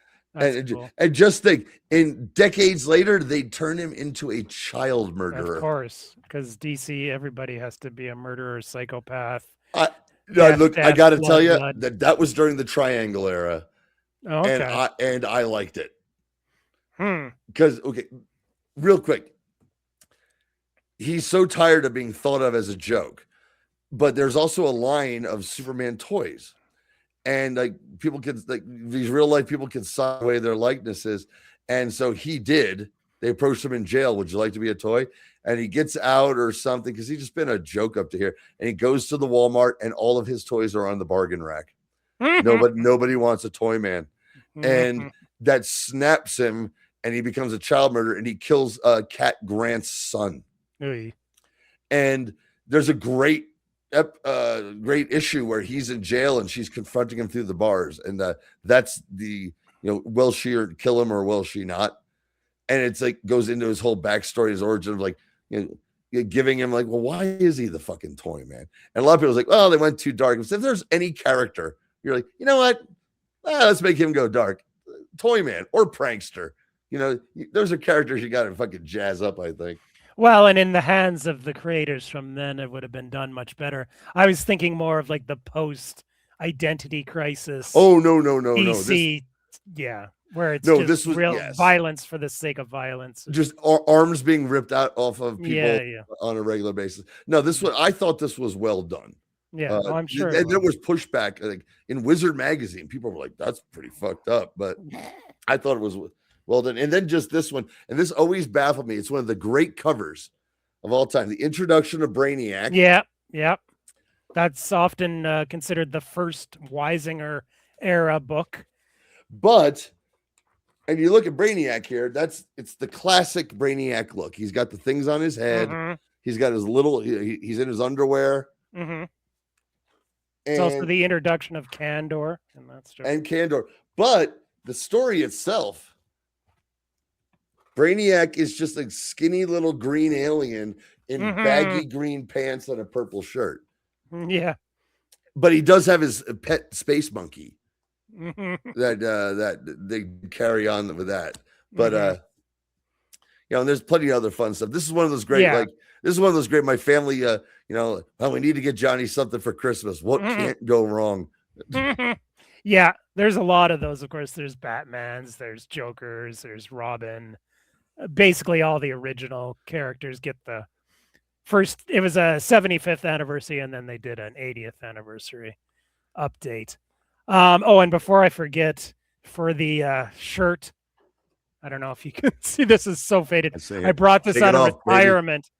I haven't worn this shirt in probably 5-6 years. It's the Justice League of America. It's done by Jose Luis Garcia Lopez. Oh, I know that. Okay, I can't see it, but I know what you're talking about. It's a classic shot of them. Superman is in there. show your titties.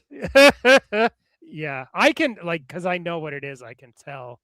I'm wearing it. It got chilly here today, so I'm in my sweatshirt. But I am wearing one of my 2 Superman S t-shirts that I have. Of course, I have 2. I know. I've considered buying them numerous times, but I've never have. I don't know why. I should have, because it would have looked much better than this faded thing. But one of them's the one I'm wearing. I have a very old one that I just haven't thrown away yet. But I have one that's like just one of those great t-shirts that washed well and just drapes over you and just feel. Remember that Seinfeld episode about his t-shirt Golden Boy? Yes, yeah. It's I have 2 Golden Boys. This is a Golden Boy. Literally, it's back when I was a smoker, so it's got nicotine yellow collar. Okay, was it also when you were a junkie, so there's a bunch of holes burned into the front? You're dipping out with a cigarette in your hand. Yeah, I just noticed that when I put it on today. It's like, oh God, it's yellow all over. Because it was hanging in my closet when I would smoke. I could smoke in my room in the closet. Yeah. Well, anyway, every white shirt I had turned yellow back then. Just like my teeth. Yeah, my teeth are. Well, it's been 13. No, it's been 13 years now. So my teeth are getting finally back to white. All right, let's do the mailbag and let's go to the mailbag. Call it a night.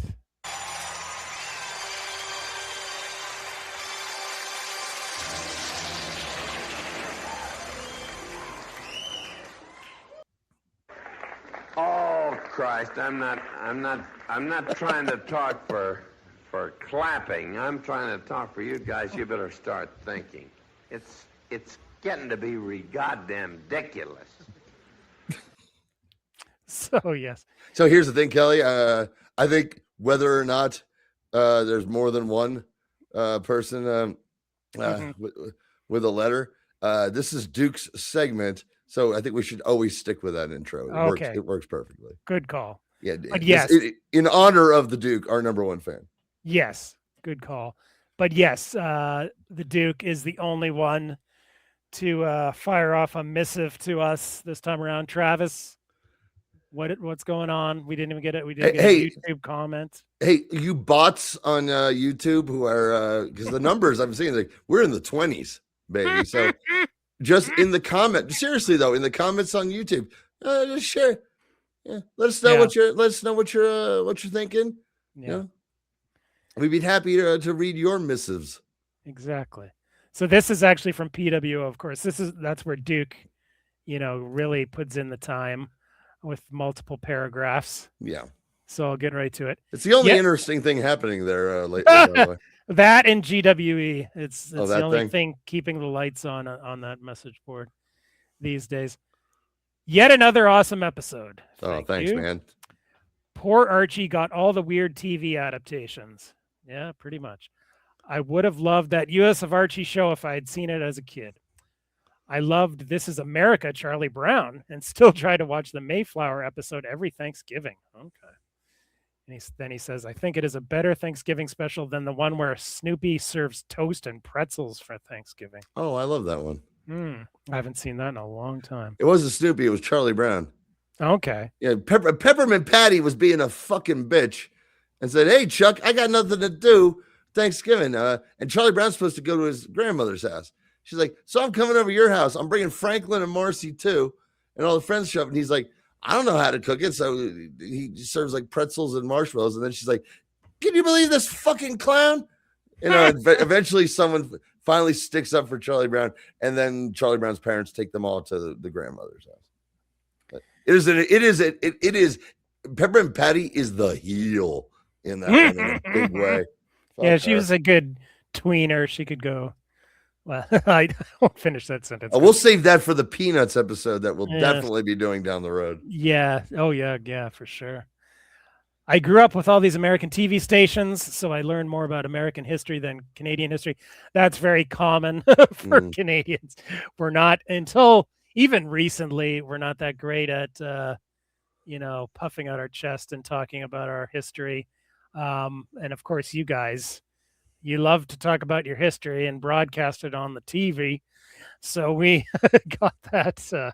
Well, I mean, I'm not complaining. For the most part, it's like it's up until recently, it's been a good thing.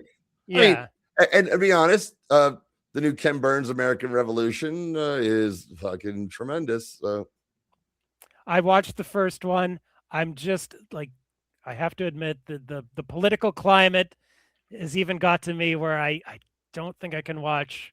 I understand that. Ken Burns doc celebrating American history, even though I love American history. I've always loved American history. I see that from your perspective, but from my perspective, it where I'm living in this fucking nightmare, it gave me hope. So. Yeah.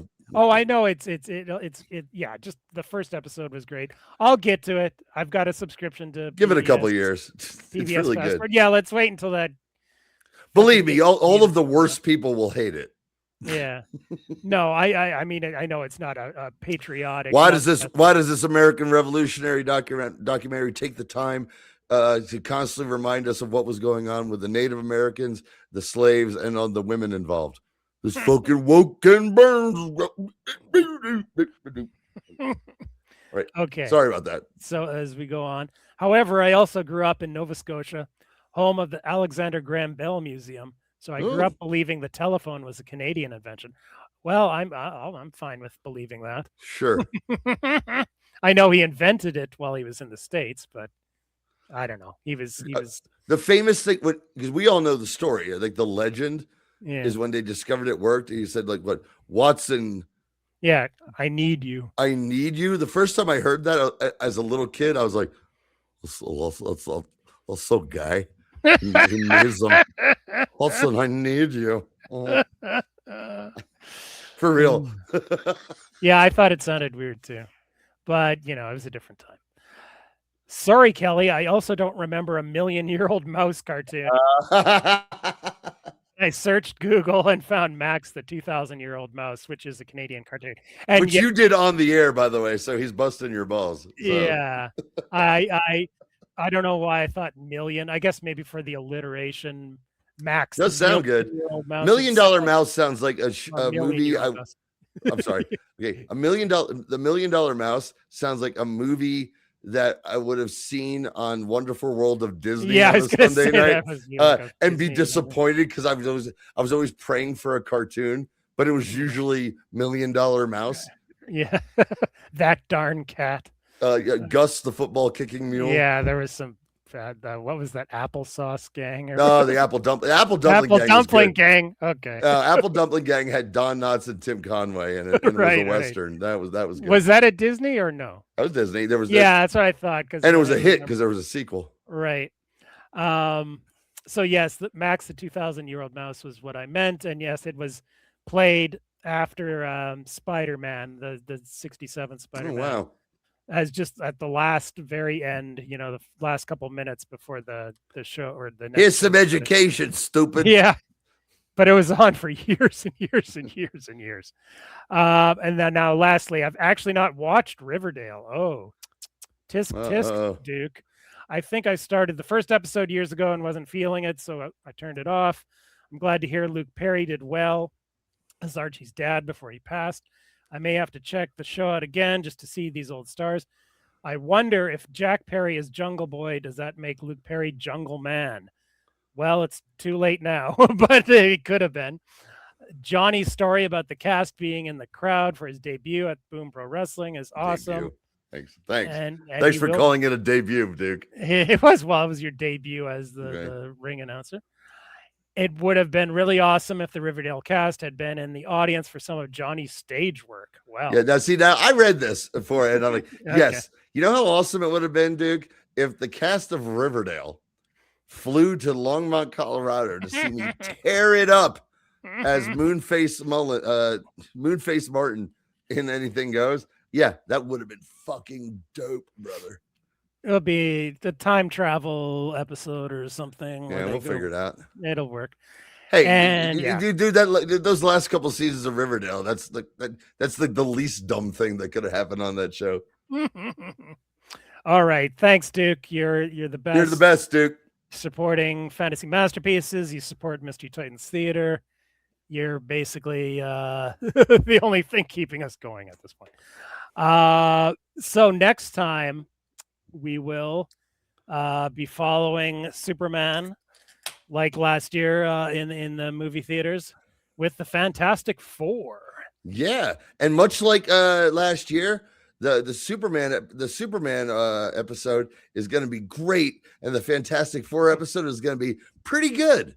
I don't know. I thought they were both great. I preferred Superman, but I had a blast watching Fantastic Four. I did see both in the theater. And I haven't been back to the theater. I didn't see Fantastic Four in the theater. I did enjoy it though. Yeah, it was okay. It was the best Marvel movie in a long time. Yeah, I mean, I also liked Thunderbolts. I did like Thunderbolts. Yeah, I thought those were two solid ones. Captain America sucked pretty much. The Brave New World, or that was terrible. Called. It was terrible. Yeah. But Fantastic Four and Thunderbolts were good, and the Wonder Man TV show from a couple months back was good. So there are it's they went through. Daredevil is the bomb. Okay, by the way, I haven't got around to that yet. Here's one last thing. We're talking about the current political climate. The Daredevil show, they're doing Born Again, the storyline of the Kingpin becomes mayor of New York, and the Trump allegories are spot on. There's stuff that they definitely wrote and filmed before ICE started killing people that is kind of like, ugh, because there's the anti-vigilante task force, and it's essentially ICE. Right. And so it goes on. The show goes on for so long. We're like, can someone please fucking do something about this? Because they drag it on. Right. And just this last episode, the Kingpin's world is finally breaking down. You're like, finally. But you also, throughout this, get to see Bullseye be the stunt scenes of Bullseye, like murdering these fucking like dirty cops. Like there's a lot of scenes of this. And it's all like, well, at one point he throws a lobster claw at a guy and impales him in the eye with it. Him, right. Yeah, it's great shit. And they are tying it into the overall universe, specifically Thunderbolts. Okay. Yeah, I'll get around to it eventually. Yeah. I usually watch these with Julia, and I have to we watched the original Daredevils together when it was on Netflix. Yeah, I think these are better. They feel more Marvel-y. Well, I thought the first and Jessica Jones comes back. Okay, we never finished that. I thought the first season of Daredevil on Netflix was awesome. Oh, no, I loved it. The first season was great. The subsequent, not so much. I'm not a Punisher guy. There was too much Punisher. Yeah. I thought the first season of Luke Cage was great. The second season was okay. Yeah. I thought Iron Fist stunk. Didn't even watch that. No. The first season Didn't of watch Jessica Jones. Defenders. I did watch the first season of Jessica Jones is fucking great. Yeah, I need to finish it someday. But apparently there were. I didn't like the second season, and apparently there's a third one I never watched. Yeah, I think it was diminishing returns with that one too. Well, the thing about the first one was awesome because you had an awesome villain. You had David Tennant as the Purple Man. It was amazing. Yeah, no, I want to at least finish the first season someday. All right, so next time, hey, there's your recommendations, nerds. Fantastic Longest show we've ever done. Little bonus MCU recommendations. Fantastic Four. We got cartoons to watch for sure. Yeah, good ones, bad ones. Yeah, I think the '60s Fantastic Four cartoon is considered to be one of the better. No, I loved it. We'll talk all about how important. Yeah, but no, there's some bad. If we're gonna do the Thing stuff, that's. Hey, baby, Thing Ring. Hey, Thing Ring. We're gonna do that thing. Yeah. So that's next time on Fantasy Masterpieces, and let's listen to the New Adventures of Superman theme one last time. One more. Speeding bullets. More powerful than a locomotive. Able to leap tall buildings at a single bound. Look! Up in the sky! It's a bird! It's a plane! It's Superman! Superman, man of steel, Superman! Superman rocketed to Earth as an infant when the distant planet Krypton exploded. And who, disguised as Clark Kent, bioplanet reporter for the Daily Planet, fights a never-ending battle for truth, justice, and freedom with superpowers far beyond those of ordinary mortals. It's Superman, Superman, Freedom.